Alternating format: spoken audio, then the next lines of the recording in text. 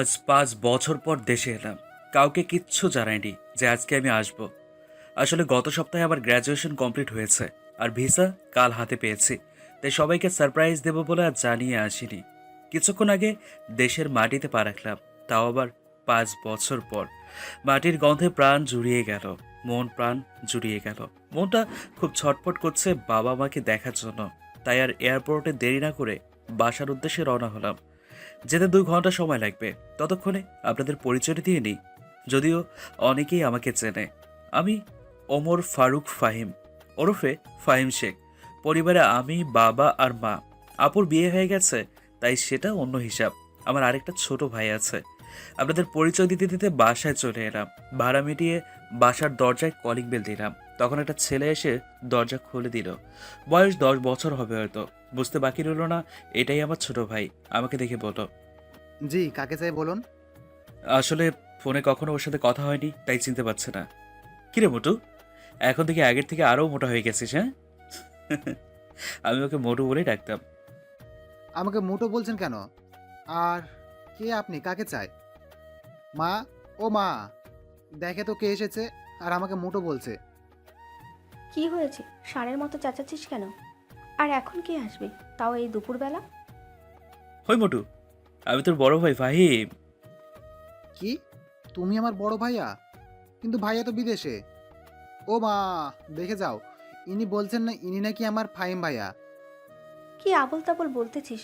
তোর ভাই আসলে তো আমাদের না জানালেও তোর আপুকে জানাবেই। কিন্তু তোর আপুও তো কিছু বলেনি। ওই মোটু, আর কতক্ষণ দরজা দাঁড় করে রাখবি? দে ভাই, ভিতরে যাই। এমনিতেই সারা রাত প্লেন জার্নি করলাম, তারপর ২ ঘন্টা জার্নি করে বাসায় আসলাম। আসলেই তুমি ফাহিম ভাইয়া তো? ধুর, চুপ তো। আর বল, মা কোথায় আছে? মা রান্নাঘরে আছে। আমি ভিতরে গিয়ে ডাইনিং রুমে ব্যাগ রেখে চলে গেলাম রান্নাঘরে। গিয়ে পেছন থেকে মায়ের চোখ দুটো হাত দিয়ে ধরে ফেললাম। এই, কে কে আমার চোখ ধরেছে? দেখি, বলো তো কে হতে পারে? কে আর হবে? আমার সেই দুষ্টু বান্দর পোলা ছাড়া কে হবে?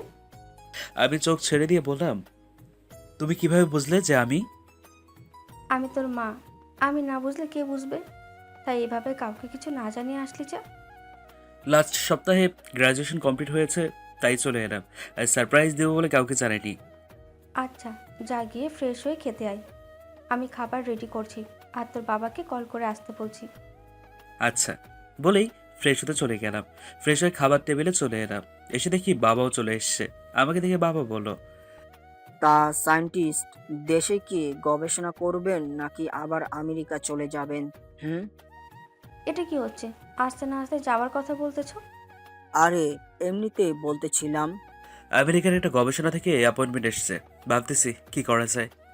তা বাবা, এখন তোমার শরীর কেমন আছে? এতদিন ভালো ছিল না, এখন তুই চলে এসেছিস, তাই তোকে দেখে আগের চেয়ে ভালো হয়ে গেছি।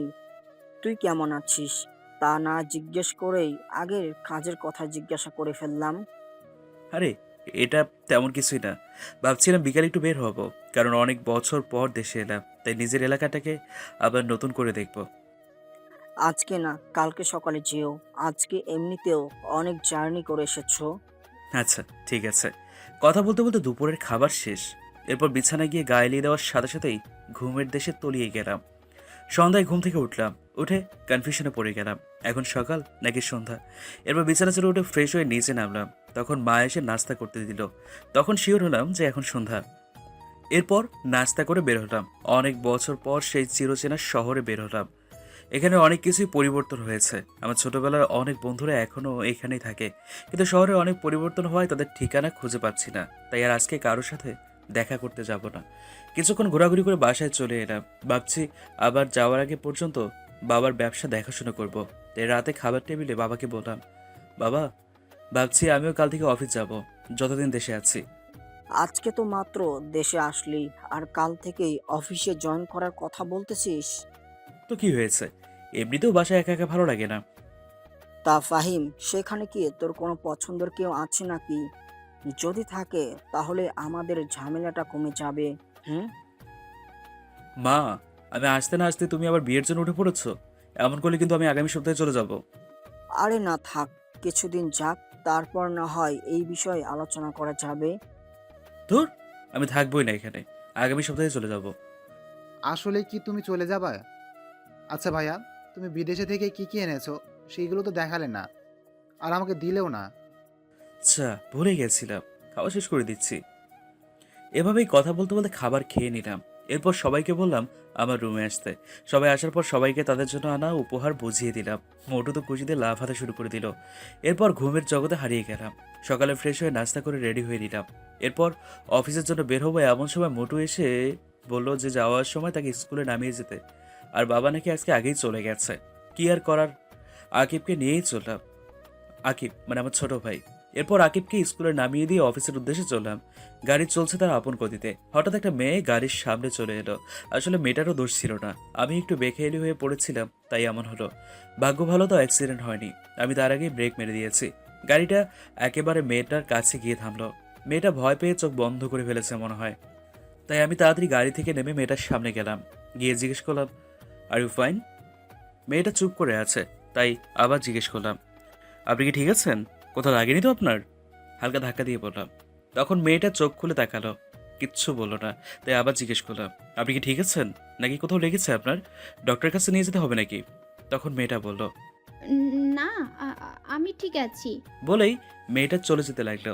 আমি পেছন থেকে অনেক ডাকলাম, কিন্তু কোনো রেসপন্স করলো না। তাই আমিও আবার গড়িতে উঠে অফিসের উদ্দেশ্যে চললাম। কিছুক্ষণ পর অফিসে চলে গেলাম। সেখানে গিয়ে দেখি খুব সুন্দর করে অফিসটা সাজানো, আর সবাই ফুলের তোড়া নিয়ে গেটে দাঁড়িয়ে আছে। আমি গাড়ি থেকে নামা মাত্রই সবাই একে একে এসে আমাকে ফুলের তোড়া দেওয়া শুরু করলো, সাথে স্বাগতম প্লাস অভিনন্দন জানাচ্ছে। এইসব শেষে বাবা এসে বললেন, কি হলো, তোর এত দেরি হলো কেন? আসলে বাবা, রাস্তায় একটু সমস্যা হয়েছিল তো, তাই আসতে একটু দেরি হয়েছে। ও আচ্ছা, ঠিক আছে, আয় সবার সাথে পরিচিত হয়ে নে। পরে আমরা আমার ক্যাবিনে যাই।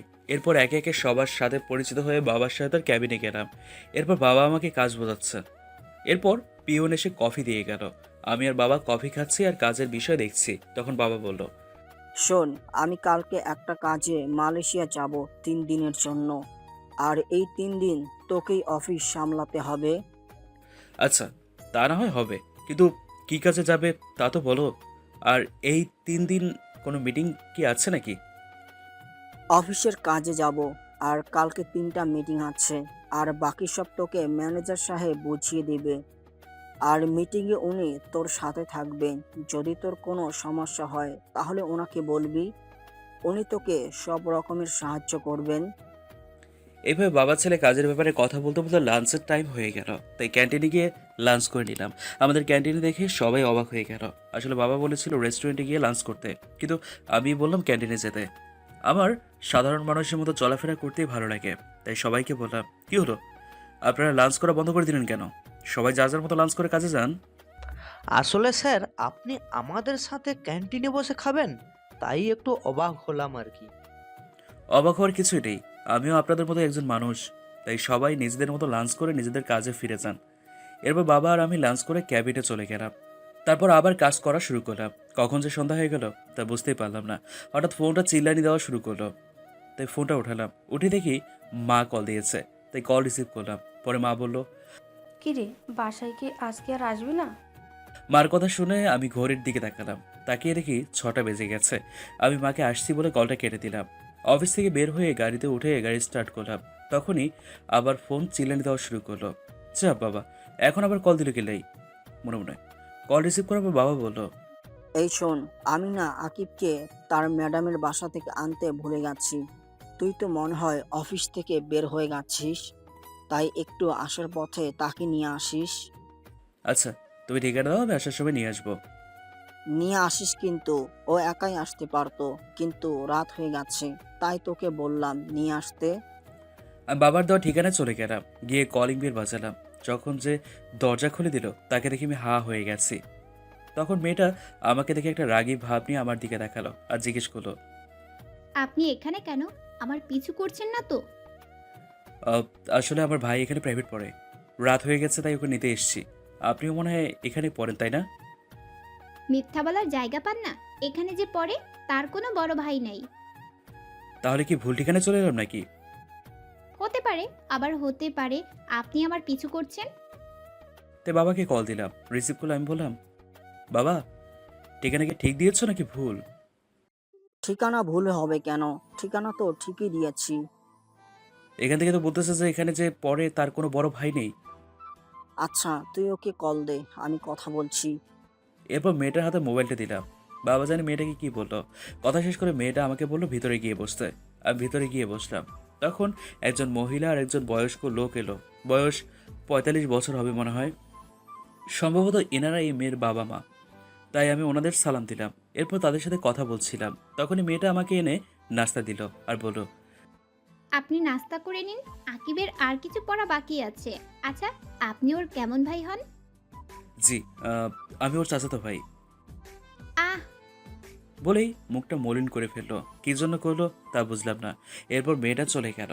প্রায় ৩০ মিনিট পর আকিব আর মেয়েটা বেরিয়ে আসলো, কিন্তু আর ম্যাডামকে তো দেখলাম না। এরপর আকিবকে নিয়ে বেরিয়ে আসলাম। গাড়িতে উঠে আকিবকে জিজ্ঞাসা করলাম, কিরে মোটু, তুই আর ওই মেয়েটাই কি পড়িস নাকি তোদের ম্যাডামের কাছে? কেন, তোর সাথে যে মেয়েটা বের হলো ওইটাই তো তোর সাথে পড়ে। ওইটা? আরে না, ওইটা হচ্ছে আমার ম্যাডাম। ও, ওইটা তোর ম্যাডাম? হ্যাঁ, কিন্তু কেন? কিছু না, এমনি জিজ্ঞেস করলাম আর কি। এরপর দুই ভাই আরও অনেক কথা বলতে বলতে বাসায় চলে আসলাম। পরে রুমে গিয়ে ফ্রেশ হয়ে নিলাম। এরপর মায়ের কাছে গেলাম। মাকে গিয়ে বললাম, মা, একটা কথা বলবো? বল, কি বলবি? আচ্ছা মা, অধরারা কি এখনো আগের বাসায় থাকে নাকি? না, ওরা এখন আর আগের জায়গায় থাকে না। তুই চলে যাবার কিছুদিন পরই তারা অন্য জায়গায় চলে গেছে। কিন্তু হঠাৎ তুই তাদের কথা জিজ্ঞাসা করছিস কেন? না, এমনি বলছিলাম। সেই কবে যে তাকে দেখেছিলাম, এখনো মনে হয় আগের থেকে অনেক সুন্দর আর কিউট হয়েছে। হতে পারে, কিন্তু তুই এসব বলতেছিস কেন? তুই কি ওকে পছন্দ করতি নাকি? আর করলেও লাভ নাই। কেন? ওর বাবা মা 1 বছর আগে মারা যায়। এখন সে তার মামার বাসায় থাকে। আর গত বছর তার বিয়ে হয়ে গেছে শুনেছি। কথাটা শুনে মনটা খারাপ হয়ে গেল। তাও মাকে বুঝতে না দিয়ে জিজ্ঞেস করলাম, আচ্ছা বাবা কোথায়? রুমে আছে, কালকে নাকি বিদেশ যেতে হবে মিটিংয়ের কাজে। বসে বসে তাই দেখতেছে। আচ্ছা, বলে রুমে এসে পড়লাম। রুমে এসে বসলাম, তখনই একটা মেইল এলো। মেইলটা দেখে অবাক হয়ে গেলাম, কারণ আমাদের একটা এক্সপেরিমেন্ট করার কথা ছিল আর সেটা আগামী মাসের 7 তারিখে শুরু করার কথা ছিল, কিন্তু সেটা নাকি আগামী সপ্তাহে শুরু হবে। শিওর হওয়ার জন্য সিয়ামকে কল দিলাম। সিয়াম আমার classmate. Hello, who are you? Hi Siam, it's me Fahim. Oh, how are you, dost? I am fine. Would you received any mail from SST lab? Yeah, just I receive a mail from lab. Our experiment will be start on 20 December. So when you are come back USA? I will be back next Friday. Okay, see you soon USA. Okay, bye. See you soon. এরপর call কেটে দিয়ে বাবার কাছে গিয়ে বললাম, বাবা আসবো?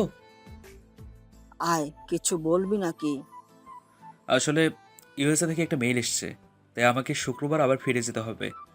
তার মানে তুই শুক্রবারে চলে যাবি? হ্যাঁ, শুক্রবারে যেতে হবে। তা না হয় বুঝলাম, কিন্তু গেলে আসবি কবে?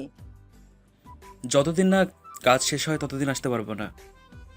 ও, তাহলে আর 4 দিন বাকি আছে, তারপরে তুই চলে যাবি?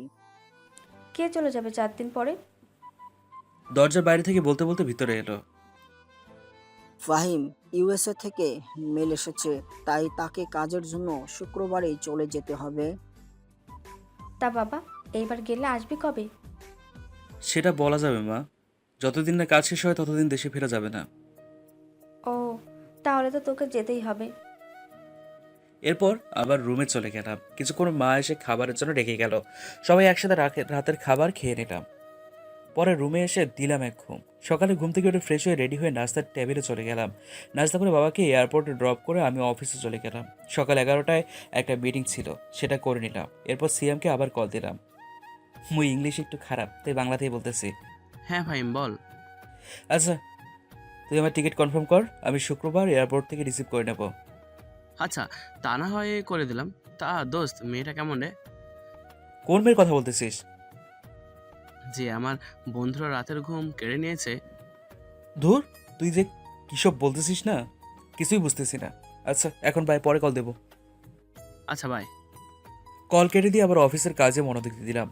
সন্ধ্যায় কাজ শেষ করে বাসায় ফিরলাম। বাসায় ঢোকার সাথে সাথেই কিসের সাথে যেন আঘাত লাগলো। খুবই নমনীয় বস্তু, কিন্তু দেয়াল তো শক্ত, এত নরম নয়। বাবা বন্ধ করে কি হয়েছে দেখার জন্য সামনে তাকালাম, তাকিয়ে দেখি আকিবের টিচার মাটিতে পড়ে আছে। দেখে মনে হচ্ছে ব্যথা পেয়েছে, তাই আমি ডান হাত বাড়িয়ে দিলাম। মেয়েটা আবার হাত ধরে উঠে দাঁড়ালো। তখন মা এসে জিজ্ঞেস করলো, কিরে, এখনো পিচ্ছে আছিস নাকি? এইভাবে কেউ চেঁচায় নাকি? কেন? আমি কি খুব বড় হয়ে গেছি নাকি? না, তুমি তো কচি খোকা। আসো, তোমাকে ফিটার খাওয়াই। কিরে মা, তুই হাতে ব্যথা পেলি কিভাবে? আসলে মা, উনি মনে হয় বের হচ্ছিলেন আর আমি ভিতরে আসছিলাম। তখনই আমি ওনার সাথে ধাক্কা খাই আর উনি পড়ে যায়। আর পড়ে গিয়েই মনে হয় উনি হাতে ব্যথা পেয়েছেন। এত বড় হয়ে গেছিস, এখনো দেখে চলাফেরা করতে পারিস না? দেখ তো, তোর জন্য মেয়েটা কেমন একটা ব্যথা পেয়েছে। আকিব, ফার্স্ট এড বক্সটা নিয়ে আয় তো তাড়াতাড়ি। তুই চুপ কর। কোনটা দরকার কোনটা দরকার না সেটা আমি বুঝবো। তুই চুপ করে বসে থাক। এমনভাবে সেবা করছে দেখে মনে হচ্ছে ছেলের বউয়ের সেবা করছে। ফিসফিস করে বললাম, ঠিকই বলেছিস, ছেলের বউ তো। আমি কখন কি বললাম আবার? আর তোমার কোন ছেলের বউ? কেন, তোর বউ। আমি কবে বিয়ে করলাম? আর এনাকে তো আমি ভালো করে চিনিও না। ওর নাম হলো ইসরাত জাহান অধরা। আমরা ওকে ইসরাত বলেই ডাকি। আর ওর সাথে তোর বিয়ে ঠিক হয়ে আছে। আমি বিয়েই করবো না কখনো। তুই করবি না, তোর বাপ করবে। বাবাকেই করাও, তাইলে তোমার একটা সতীন হবে। দাঁড়া হতচ্ছাড়া, দেখাচ্ছি বিয়ে কিভাবে না করিস। আন্টি আমি গেলাম। আরে কই যাস? নাস্তা করে যা, আমি এখনই এনে দিচ্ছি। আর রাতের খাবার না খেয়ে তোকে যেতে দেবো না, ভাবলি কিভাবে? আন্টি আজকে না, অন্য একদিন। এখন থেকে তো আকিবকে এখানে এসেই পড়াবো। সেটা পরে দেখা যাবে, এখন বস, রাতের খাবার খেয়ে যাবি। আর আমি এখন নাস্তা এনে দিতেছি, বস। তুই এখনো দাঁড়িয়ে আছিস কেন? যা গিয়ে ফ্রেশ হয়ে নে। যাচ্ছি যাচ্ছি, এমন করলে তো এখানে টেকাই যাবে না। আমি কালকেই চলে যাব, তখন দেখবো কি করে আমার সাথে এমন করো। যেদিনই যাস, যাওয়ার আগেই তোকে বিয়ে করাবো। সেটা দেখা যাবে না। আমি বিয়ে করব না মনের মতো কাউকে যতক্ষণ না পাই। আমিও দেখে নেব কি করে তুই বিয়ে না করিস। ইশরাত বিয়ের কথা শুনে মনে হয় লজ্জা পেয়েছে, মুখ পুরো লাল হয়ে গেছে। আমি গিয়ে ফ্রেশ হয়ে নিলাম, পরে আকিবের কাছে গেলাম, গিয়ে বললাম, কিরে মোটু, কি করিস? কি আর করব, ম্যাডাম যা পড়া দিয়েছে সেগুলো পড়ছি। ম্যাডাম কি চলে গেছে নাকি? কেন? ম্যাডাম চলে গেছে কিনা জানতে চাইছিস? একটু টিভি দেখতাম আর কি। একটা নতুন কার্টুন হচ্ছে যেটা দেখতে হবে, তাই জিজ্ঞেস করলাম। না, আম্মু তোর ম্যাডামকে নাকি তোর বউ করবে, তাই বসিয়ে রেখেছে। বলেছে রাতের খাবার খেয়ে যেতে। আমার বউ না, তোমার বউ বানাবে। আর এটা হচ্ছে অধরা আপু, যাকে তুমি ভালোবাসো। আমি ভালোবাসি? কি চাতা বলছিস সব? কে কিসব বলতেছে? কই কিছু না তো। বলছিলাম কি, বিয়েটা যখন করতেই হবে তাহলে কালকেই করে নিই। চাইতেছিলাম বউকে একেবারে সাথে করে নিয়ে যাব। কিছুক্ষণ আগে না বললি বিয়ে করবি না, এখন বলছিস বিয়ে করে বউকে সাথে নিয়ে যাব?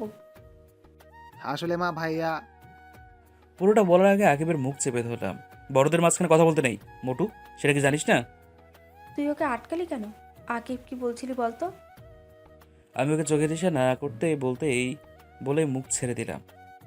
কিছু না মা, আসলে ভাইয়া চাইছিল চলে যাবে তখন। আর তুমি তো বললে ভাইয়াকে যেভাবে হোক বিয়ে করাতে হবে, তাই।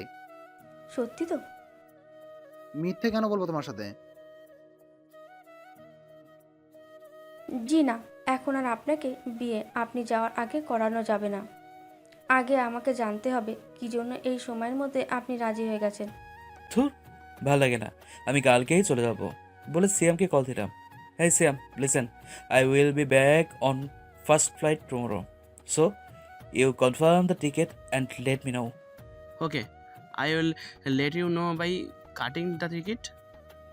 ওকে বাই বলে কলটা কেটে দিলাম। পরে রুমে গিয়ে প্যাকিং করে নিলাম। এরপর সন্ধ্যার নাস্তা করে রুমে চলে এলাম। এসে বাবাকে কল দিয়ে জানিয়ে দিলাম যে আমি কালকেই চলে যাব। বাবা জানতে চেয়েছিল কী হয়েছে, আমি কিচ্ছু বলিনি। এরপর হালকা একটা ঘুম দিলাম। মায়ের ডাকে ঘুম ভাঙলো। ঘুম থেকে উঠে ফ্রেশ হয়ে রাতের খাবার খেয়ে নিলাম। খাবার খেয়ে নিয়ে রুমে এসে বসেছিলাম, এমন সময় সিয়াম কল করে জানালো যে কাল সকাল 10টায় ফ্লাইট। আমি বললাম আচ্ছা ঠিক আছে। এরপর মা এসে বলল, এই শোন। বলো কি বলবা? আরেকটা কথা, কালকে সকালে আমি চলে যাব, 6টায় বাসা থেকে বের হবো। সত্যিই তুই চলে যাবি? তা গেলে যাবি, তাতে কার কি আসে যায়। যা বলতে এসেছিলাম, আকিবের ম্যাডামকে বাসায় দিয়ে আয়। অনেক রাত হয়ে গেছে, তার উপর একটা মেয়ে, সে রাস্তায় যদি কিছু হয়ে যায় তাই তুই তাকে বাসা পর্যন্ত দিয়ে আয়। আমি যেতে পারবো না, ড্রাইভারকে বলে দিয়ে আসতে। ড্রাইভার তো চলে গেছে। চলে গেছে মানে? এখন কয়টা বাজে ড্রাইভার চলে গেছে? এখন রাত 11টা বাজে। আর কোনো কথা না বলে ওকে দিয়ে আয়, না হলে এই ঘরে তোর কোনো জায়গা হবে না। কি আর করার, এক প্রকার বাধ্য হয়েই অধরাকে নিয়ে গেলাম। রাস্তায় যাওয়ার সময় একটা কথাও বলেনি। এরপর ওকে ড্রপ করে বাসায় চলে এলাম। তারপর ফ্রেশ হয়ে দিলাম এক ঘুম। সকালে ঘুম থেকে উঠে ফ্রেশ হয়ে লাগেজটা গুছিয়ে নিলাম। রাতেই গোছানো ছিল, কিন্তু কিছু জিনিস গোছানোর বাকি ছিল, সেগুলো গুছিয়ে নিলাম। এরপর রেডি হয়ে ড্রাইভারকে কল দিলাম গাড়ি বের করার জন্য। এরপর বেরিয়ে পড়লাম। 9টার সময় ফ্লাইট। আজ আকিবের প্রাইভেট বন্ধ, তাই তাকে সাথে করে নিয়ে এসেছি। আর বাবার ফ্লাইটও সকাল 11টায় ল্যান্ড করবে, তাই সে বাবার সাথে চলে যাবে। আর গাড়ি তো আছেই। এরপর আগিবের কাছ থেকে বিদায় নিয়ে এয়ারপোর্টের ভিতরে প্রবেশ করলাম। ভিতরে গিয়ে সব ঝামেলা শেষ করে নিলাম, সাথে টিকিটও কালেক্ট করে নিলাম। আর এয়ারপোর্টে ঢোকার আগে আকিবের কাছে একটা গিফট দিয়ে এসেছি। বলেছি এটা অধরাকে দিয়ে দিতে, আর মাকে যেন কিছু না জানায়। এরপর প্লেনে গিয়ে বসে পড়লাম। এখন 9টা 30, অর্থাৎ 9:30 বাজে। এখন শুধু অপেক্ষা কখন প্লেন ছাড়বে। প্রায় 40 মিনিট পর প্লেন তার গন্তব্যের উদ্দেশ্যে রওনা দিল। দীর্ঘ জার্নি করার পর আমেরিকা পৌঁছে গেলাম। এরপর এয়ারপোর্ট থেকে ট্যাক্সি নিয়ে ফ্ল্যাটের উদ্দেশ্যে রওনা দিলাম। ফ্ল্যাটে পৌঁছে গিয়ে কলিং বেল বাজালাম, সিএম এসে দরজা খুলে দিল। ভিতরে গিয়ে ফ্রেশ হয়ে নিলাম। এরপর বাসায় কল দিয়ে জানিয়ে দিলাম যে আমি এখানে পৌঁছে গেছি।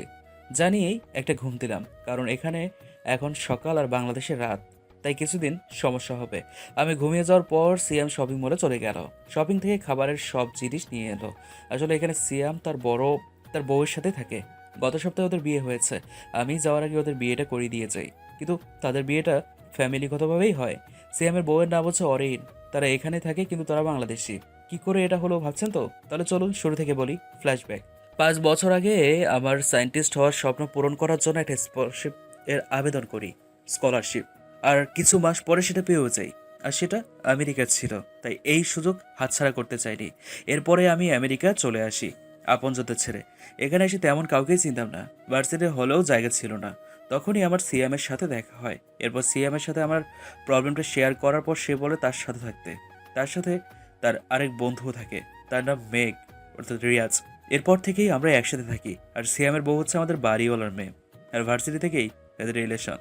আমাদের বাড়িওয়ালা আমাকে খুব পছন্দ করতো, তাই আমার সাথে অরিনের বিয়ে দিতে চেয়েছিল, কিন্তু আমি মানা করে দিই। কারণ ভালো একজনকেই বাসা যায়, অনেকজনকে নয়। আর অনেকজনকে ভালোবাসাটা ভালোবাসা নয়, সেটা হচ্ছে চোখের মোহ বা টাইম পাস। আর আমি অধরাকে ভালোবাসতাম, তাই বাড়িওয়ালাকে মানা করে দিয়েছিলাম। অনেক কষ্টে বাড়িওয়ালাকে রাজি করিয়েছিলাম অরিন আর সিয়ামের বিয়ে দিতে। তাদের বিয়ের পর আমিও চলে যাই দেশে।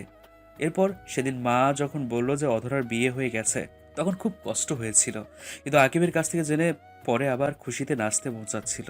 আর বাকিটা তো আপনারা জানেনই। সিয়াম মার্কেট থেকে আসার পর অরিন গিয়ে রান্না করলো, আমিও গিয়ে গোসল করে নিলাম। এরপর সবাই একসাথে লাঞ্চ করে নিলাম। বিকেলে সবাই মিলে অনেকক্ষণ আড্ডা দিলাম। পরে সন্ধ্যায় আমি সিয়াম আর মেঘ ঘুরতে বের হলাম। রাতের আমেরিকা দেখতে খুবই চমৎকার। মায়ের উপরে রাগ দেখিয়ে তো চলে এলাম, এখন আর ভালো লাগছে না। বাইরে ঘোরাঘুরি করে রাত 10টায় বাসায় এসে ফ্রেশ হয়ে নিলাম। তারপর রাতের খাবার খেলাম। আঙ্কেল আন্টির সাথে কিছুক্ষণ আড্ডা দিয়ে ঘুমোতে চলে গেলাম। ঘুমানোর আগে কল দিয়ে বাবা মায়ের সাথে কথা বললাম। পরে আকিবকে জিজ্ঞেস করলাম, কিরে মোটু, কি করছিস, কেমন আছিস? জি, আমি ভালো আছি ভাইয়া। তুমি কেমন আছো? আলহামদুলিল্লাহ, আমিও ভালো আছি। তা আজকে কি তোর ম্যাডামের কাছে পড়তে গিয়েছিলি নাকি? হ্যাঁ ভাইয়া, গিয়েছিলাম। আর সেটাও দিয়ে এসেছি। কিন্তু সেটাতে কি এমন আছে যা আমাকেও দেখতে দিলে না? কালকে পড়তে গেলেই দেখতে পাবি। আচ্ছা এখন রাখি, ঘুমাবো। সকালে উঠে কল দেবনি। এখন ঘুমাবে কেন? এখন তো সকাল। ওরে গাধা, এটা আমেরিকা। বাংলাদেশে সকাল হলে এখানে রাত, আর এখানে সকাল হলে বাংলাদেশে রাত। তুই কি তোদের সমাজ বই পড়িসনি নাকি? ও আচ্ছা, বাই। এরপর ফোন রেখে দিলাম এক ঘুম। হঠাৎ ফোনের চিল্লানি আওয়াজে ঘুম ভেঙে গেল। দুঃসালা, এখন আবার কে ফোন দিল? মাত্রই ঘুমাইলাম। বিরক্তি বোধ নিয়ে ফোনের দিকে তাকিয়ে দেখি বাংলাদেশের নম্বর, কিন্তু এটা তো মা বাবা বা আপুর নাম্বার না। এইসব ভাবতে ভাবতে কলটা কাটিয়ে গেল। আবার কল আসে। ভাবনার জগৎ থেকে বেরিয়ে এসে কল রিসিভ করলাম। কল রিসিভ করে আমি, আসসালামু আলাইকুম, কে বলছেন? ওয়ালাইকুম আসসালাম। লেখক সাহেব কেমন আছেন? কণ্ঠটা একটা মেয়ের। জি আলহামদুলিল্লাহ ভালো, কিন্তু আপনি কে? কি করতেছেন এখন? আগে বলুন আপনি কে, কারণ বাংলাদেশে আমার নম্বর আমার বাবা মা ছাড়া কেউ জানে না। কিন্তু আপনি পেলেন কোথায়? আস্তে আস্তে সব জানতে পারবেন। আমি এখনই টুট টুট টুট আমি কথা শেষ করার আগে কলটা কেটে দিল। আমিও আবার দিলাম আরেক ঘুম। আবার ঘুমটা ভেঙে গেল সিয়ামের ডাকাডাকির কারণে। তাই ঘুম থেকে উঠে ওকে দিলাম কিছুক্ষণ উত্তম মাধ্যম ধোলাই। কিন্তু মেঘকে দেখতে পেলাম না। সিয়ামকে জিজ্ঞেস করে জানতে পারি অনেকে ভার্সিটিতে গেছে, কিন্তু ও তো আমাদের সাথে ডিগ্রি নিয়েছে। আরে তুই বুঝতে পারিসনি ও কেন গিয়েছে? কেন? দূর বেটা, এই 2 দিনেই ভুলে গেলি? মেক লুচ্চামি করতে ভার্সিটি দিয়েছে। সালা এখনো ভালো হয়নি, এখনো সেই লুচ্চামি করে। এই লুচ্চামি করতে গিয়ে যে মেয়ে কত মেয়ের হাতে মার খাইছে তা হিসাবের বাইরে। এরই মধ্যে আগমন অরিনের এসে আমাকে জিজ্ঞেস করলো, ভাইয়া কার কথা বলছেন? কে মেয়েদের হাতে মার খেয়েছে? কে আবার? তোমার গুণধর স্বামী। সিয়ামের দিকে তাকিয়ে, ভাইয়া সত্যি বলছেন তো নাকি? অরিন, তুই আমার ছোট বোনের মতো, আমি তোকে মিথ্যা বলবো এটা তুই ভাবতে পারলি কি করে? বুঝতে পারছি তোরা কেউ আমাকে দেখতে পারিস না, তাই আমি ঠিক করেছি আমি এখান থেকে চলে যাব। একটু ইমোশনাল ভাবে বললাম। আমার বলা শেষ করে তাকিয়ে দেখে অরিন সিএমকে মারা শুরু করে দিয়েছে, আর সাথে কান্না করতে করতে বলছে, আমি তোকে এত ভালোবাসি আর তুই অন্য মেয়েদের পিছনে ঘুরিস কেন? এখন কি আমাকে আর ভালো লাগে না? আরে ভাইম, এগুলো মজা করে বলেছে, আমি এমন কিছুই করে নাই। তাদের রোমান্টিক ঘটনা দেখে বললাম, হেই তোরা এভাবে থাক বলেই আমি কিছু ছবি তুলে নিলাম। এইসবের মানে কি ভাইয়া? আসলে আরেকবার পরীক্ষা করে দেখে নিলাম যে তোমাদের দুজনের ভালোবাসা এরকমই একই রকম আছে কিনা। তাই বলে তুই এটা করবি? দাঁড়া দেখাচ্ছি মজা। বলেই সিয়াম উঠলো আমাকে তাড়া করার জন্য, কিন্তু আমাকে আর পাইকে এক দৌড় দিয়ে বেরিয়ে আসলাম। তারপর বেরিয়ে পড়লাম, এক বিপদে দৌড়ে তো চলেই এলাম, কিন্তু গাড়ির চাবি তো আনেনি, তাই আবার ফিরে গিয়ে চাবি নিয়ে এলাম। এরপর গাড়িতে উঠে গাড়ি স্টার্ট দিলাম। পরে কিছুক্ষণ ঘোরার উদ্দেশ্যে বাসা থেকে বের হলাম। কিছু তো যাওয়ার পর দেখি রাকিবে দাঁড়িয়ে আছে, তো তাকে দেখে গাড়ি দাঁড় করলাম। রাকিবা হচ্ছে আমার এক ফ্রেন্ডের বোন, ফ্রেন্ডের সাথে পরে পরিচয় করিয়ে দেবনি। এরপর গাড়ি থেকে রাকিবার কাছে গিয়ে জিজ্ঞেস করলাম, এই রাকিবা কেমন আছো? আরে তুমি এখানে? আমি ভালো আছি। তা ফিরলে কবে? এই তো গতকাল রাতে। তা এখানে কি করো? এই তো একটু বের হয়েছিলাম, এখন বাসায় যাব। তা এত তাড়াতাড়ি ফিরে আসলে যে? এখানে একটা কাজ পড়েছে তাই চলে এসেছি। তা এইখানেই থাকার চিন্তা করছো নাকি? না, এখানে থাকার কোনো প্ল্যান নেই। 6 মাসের একটা কাজ আছে, সেটা শেষ হলে চলে যাব। তা বিয়ে করবে না, নাকি সারা জীবন সিঙ্গেলই থাকবা? করবো তো, করবো বলতে বিয়ে তো করেই ফেলেছি আরো 5 বছর আগে। মানে? আপনারাও বুঝতে পারেননি? সেটা আমি না বলে বুঝবেন কি করে? তাহলে চলুন বলি। আসলে এখানে আসার আগেই আমার আর অধরার বিয়ে দিয়ে দিয়েছিল আমাদের পরিবার, কিন্তু সেটা আমি আর অধরা জানতাম না। যেদিন বাসায় যাই সেদিনই জানতে পারি বাবার থেকে যে আমার আর অধরার আগেই বিয়ে হয়ে গেছে। শুধু আমার সেটেল হওয়ার জন্য আগে আমাদের জানায়নি। এখন আমার পড়ালেখা শেষ, প্লাস জবও করি, তাই বলে দিয়েছে। আর মা চেয়েছিল আমি এখানে ব্যাক করার আগে অনুষ্ঠান করে অধরাকে বাড়িতে আনতে। মা মনে করেছিল যে আমি বিয়ের বিষয়ে জানি না, তাই মা বলেছিল যে আকিবের টিচারকেই বিয়ে করতে হবে। আশা করি সবাই বুঝতে পারছেন, সাথে রাকিবও বুঝে গেছে। ও, তাহলে তো একটা ট্রিট পেতেই পারি। মুখটা কালো করে বলল, তা তো দিবই, কিন্তু আজকে না, কালকে। আর চলো এখন তোমাকে তোমার বাসায় নামিয়ে দিয়ে আসি। এরপর রাকিবাকে তার বাসায় নামিয়ে দিয়ে এলাম। পরে সারা দিন ঘোরাঘুরি করে রাতের রেস্টুরেন্টে খাবার খেয়ে বাসায় আসলাম। এরপর দিলাম এক ঘুম। সকালে ফোনের আওয়াজে ঘুম ভেঙে গেল। ফোনের স্ক্রিনে তাকিয়ে দেখি মা কল দিয়েছে, তাই কল রিসিভ করলাম। কি রে, সেখানে গিয়ে কি ভুলে গেলি নাকি? তোমাদের ভুলবো কি করে বলো তো? না, মনে হলো তো তাই বললাম আর কি। তা কেমন আছিস? আলহামদুলিল্লাহ ভালো আছি, তুমি কেমন আছো? আমিও ভালো আছি। বাবা আর আকিব কেমন আছে? তারাও ভালো আছে, কিন্তু তুই যে এইভাবে চলে যাবি বুঝতে পারিনি। এখানে এলি কিন্তু 1 সপ্তাহ থাকলি না। মা বোঝার চেষ্টা করো আমি একজন বিজ্ঞানী, আর আমার যে কোনো সময় যে কোনো জিনিস আবিষ্কার করার জন্য ডাক আসতেই পারে। যখন ডাক আসবে আমাকে তখনই ছেড়ে যেতে হবে। তা বুঝলাম, কিন্তু খাওয়া দাওয়া ঠিক মতো করবি কিন্তু। আচ্ছা মা, ঠিক আছে, এখন রাখি, বাই। আচ্ছা ঠিক আছে, বাই। এরপর ফ্রেশ হয়ে নিলাম, দেখি নাস্তার টেবিলে সবাই অপেক্ষা করছে আমার জন্য। তখন আমিও গিয়ে বসে পড়লাম তাদের সাথে। তখন আঙ্কেল জিজ্ঞেস করলো, তা ততদিন কি তোমাদের সেখানে থাকতে হবে নাকি? জি আঙ্কেল, আমাদের সেখানে থাকতে হবে। আর একটা কথা আঙ্কেল, আজকে রাতে একটা পার্টি দিতে চাই আপনার বাগানে, যদি আপনার কোনো আপত্তি না থাকে। এত আপত্তি থাকার কি আছে? তোমাকে বলছি না, এটাকে তুমি নিজের বাড়ি ভাবতে পারো। ধন্যবাদ আঙ্কেল, তাহলে আমি আয়োজন শুরু করি। আর হ্যাঁ, আপনাদেরও কিন্তু থাকতে হবে। তা না হয় থাকবো, কিন্তু পার্টিটা কিসের সেটা তো বলো। সেটা সারপ্রাইজ।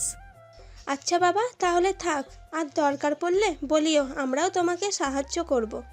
তা তো করতেই হবে, সব রান্না আন্টি আর অরেনকেই করতে হবে। কি, আমাকে রান্না করতে হবে? জি ম্যাডাম, করতে হবে। আচ্ছা ঠিক আছে, কিন্তু কয়জন আসবে? বেশি না, আমরা যতজন বন্ধু আছি তারাই, আর তাদের সাথে শুধু সাব্বিরের বোন আসবে। আর শোনো, সব কিন্তু বাঙালি খাবার রান্না করতে হবে। ও, তাহলে তো কোনো ব্যাপারই না। ঠিক আছে, বাঙালি রান্নাই করব। তাহলে আমি ইভেন্ট ম্যানেজমেন্টের লোকদের সাথে কথা বলতেছি। আর সিয়াম, তুই সবাইকে কল করে জানিয়ে দে। আচ্ছা। এরপর আমি ইভেন্ট ম্যানেজমেন্টের লোকদের কল করে আসতে বললাম। কিছুক্ষণ পর তারা এসে তাদের কাজ করা শুরু করে দিল, আর সন্ধ্যা পর্যন্ত তারা তাদের কাজ করলো। এরপর একে একে সবাই আসা শুরু করলো, আর আমি গিয়ে সবার সাথে কুশল বিনিময় করে নিলাম। তখন সবার মুখেই শুধু একটাই কথা, সারপ্রাইজটা কি? তখন আমি বললাম, অ্যাটেনশন গাইস, অপেক্ষার প্রহর শেষ। জানি আপনারা সবাই ওদের আগ্রহে আছেন যে কী কারণে আজকের এই পার্টিটা। হ্যাঁ, আমরা সবাই জানতে আগ্রহী, তাড়াতাড়ি বলো। আজকের পার্টিটা হচ্ছে আমার বিয়ে উপলক্ষে। কি, তোর বিয়ে? হ্যাঁ রে দোস্ত, এটা আমার বিয়ের পার্টি, আর বিয়েটা আমাদের কাজ শেষ হলেই হবে। এরপর সবাই আগ্রহী হয়ে গেল মেয়েটাকে তা জানার জন্য। আমি সবাইকে বলে দিলাম যে বিয়ের সময় তারা তাকে দেখতে পাবে। তখন সিএম বলল, দূর বেটা, এখন নাম বললে কি এমন হয়ে যাবে? বিয়ের দিন নাম জানলে কি এমন হয়ে যাবে? এরপর সবাই মিলে পার্টিতে অনেক মজা করলাম। পরে সবাইকে বিদায় জানিয়ে চলে এলাম। এরপর দিলাম এক ঘুম। সকালে ঘুম থেকে উঠে বাসায় কল দিলাম, কারণ গতকাল রাতে পার্টির জন্য কল দেওয়া হয়নি, তাই এখন দিলাম। হ্যালো মা, কেমন আছো? ভালো আছি, তুই কেমন আছিস? আলহামদুলিল্লাহ ভালো আছি। কি করো? এই তো 10টা বাজে, এখন ডিনার করব। আচ্ছা বাই, তাহলে তোমরা ডিনার করে নাও। আচ্ছা বাই। কল কেটে গিয়ে ফ্রেশ হয়ে নিলাম। সকালে নাস্তা করতে যাবো এমন সময় কল এলো। ফোন হাতে নিয়ে দেখি সেই অপরিচিতা মেয়ে, তাই কল রিসিভ করলাম না। নাস্তা করতে চলে গেলাম। নাস্তা করে এসে দেখি 20টা মিসড কল। চেক করে দেখি সবগুলোই ওই অপরিচিত মেয়েটাই দিয়েছে। দেখতে দেখতে আবার মেয়েটা কল দিল, তাই রিসিভ করলাম। তখন মেয়েটা বলল, ওই, আপনি নিজেকে কি মনে করেন? হ্যাঁ, আমি নিজেকে অনেক কিছুই মনে করি, কিন্তু আপনি কান্না করছেন কেন? জানেন আমি কতটা চিন্তা করছিলাম আপনি কল ধরছিলেন না বলে। আপনি কেন আমার জন্য চিন্তা করবেন? কলটা কেটে দিল কেন? কোনো উত্তর না দিয়ে চিন্তায় পড়ে গেলাম। কে এই মেয়েটা, আর কল করে কী সব বলে? হ্যাঁ, কী সব বকলো? তখন সিয়াম এসে বলল, হাইম, চল ঘুরতে যাই। বিয়ের পরেও এখনো পর্যন্ত আমরা একদিনও ঘুরতে যাইনি। আজকে ভালো লাগছে না, আমি যাব না, তোরা গিয়ে ঘুরে আয়। আমাদের সাথে চল, ঘুরলে তোর মন ভালো হয়ে যাবে। আমি আর অরিন নিচে অপেক্ষা করছি, 5 মিনিটের মধ্যে নিচে চলে আয়। বলে সিয়াম চলে গেল। আমিও বাধ্য হয়ে রেডি হয়ে নিচে চলে গেলাম। আমি গাড়ি চালাইনি, সিয়ামই ড্রাইভ করেছে, আর তার পাশের সিটে অরেন বসেছিল। এরপর সারা দিন আমরা বিভিন্ন জায়গায় ঘুরলাম। রাতে বাইরে থেকেই খেয়ে এসেছিলাম, তাই ফ্রেশ হয়ে ঘুমিয়ে গেলাম। এভাবেই দিন কাটতে লাগলো। সেদিনের পর থেকে মেয়েটা আর কল দেয়নি। আমিও সেটা নিয়ে মাথা ঘামাইনি, কিন্তু একটা জিনিস ভেবে অবাক হচ্ছি যে আমি কল না ধরে সেদিন কান্না করলো কিল্লাই। সিয়ামের ডাকে ভাবনার জগৎ থেকে বেরোলাম। এরপর সিয়ামের সাথে শপিং করতে গেলাম। কাল থেকে এক্সপেরিমেন্ট শুরু হবে। যতদিন লাগে এক্সপেরিমেন্টে শেষ হতে, ততদিন সেখানেই থাকতে হবে, আর ততদিন কারোর সাথে যোগাযোগ করাও যাবে না। সারাদিন শপিং আর ঘোরাঘুরি করে রাতে বাসায় ফিরলাম। রাতের খাবার খাওয়ার আগে বাসায় কল দিয়ে সবার সাথে কথা বলে নিলাম, কারণ জানি না আবার কবে তাদের সাথে কথা বলতে পারবো।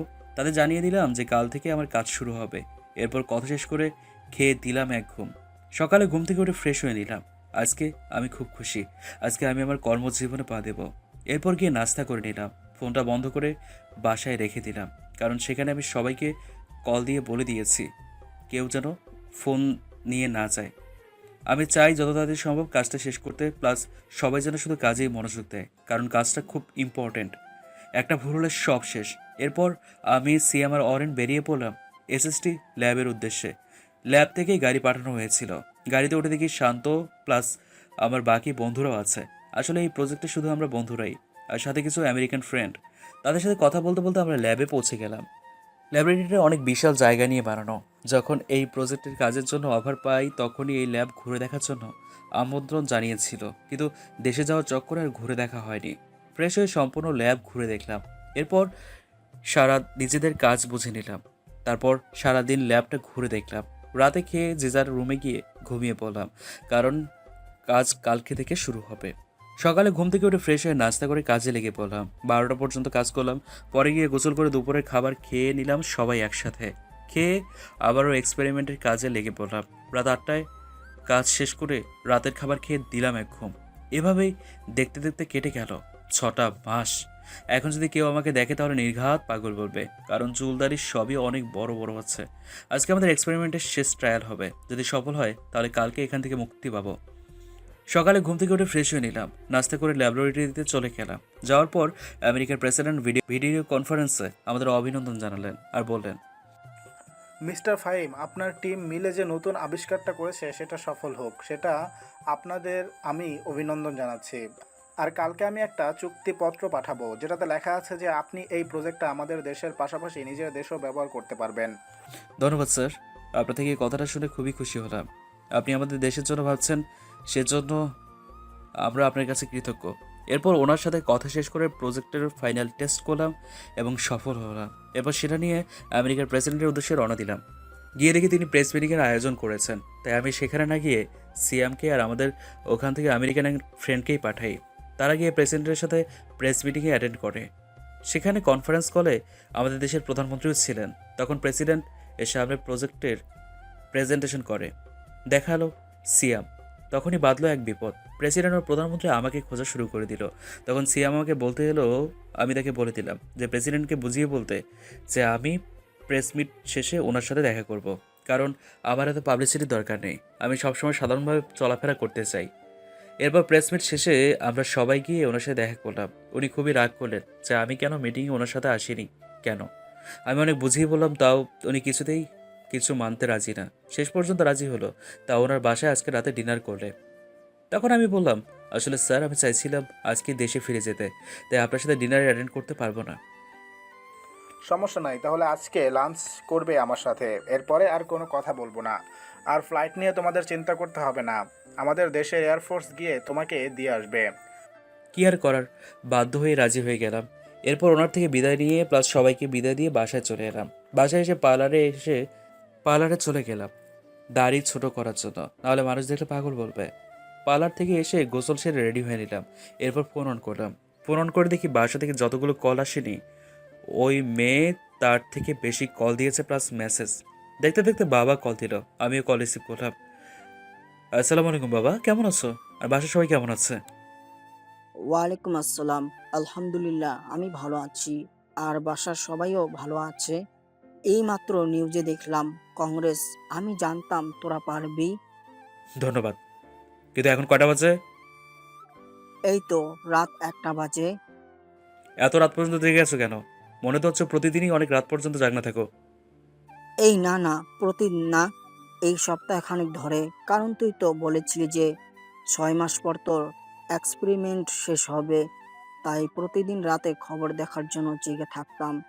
কবে যে নিউজে বলবে আমার ছেলেটার কাজ শেষ হবে, আর কবে আমার ছেলেটা দেশে ফিরবে। তা বাবা, দেশে ফিরবি কবে? এটা সারপ্রাইজ যে দেশে কবে ফিরবো।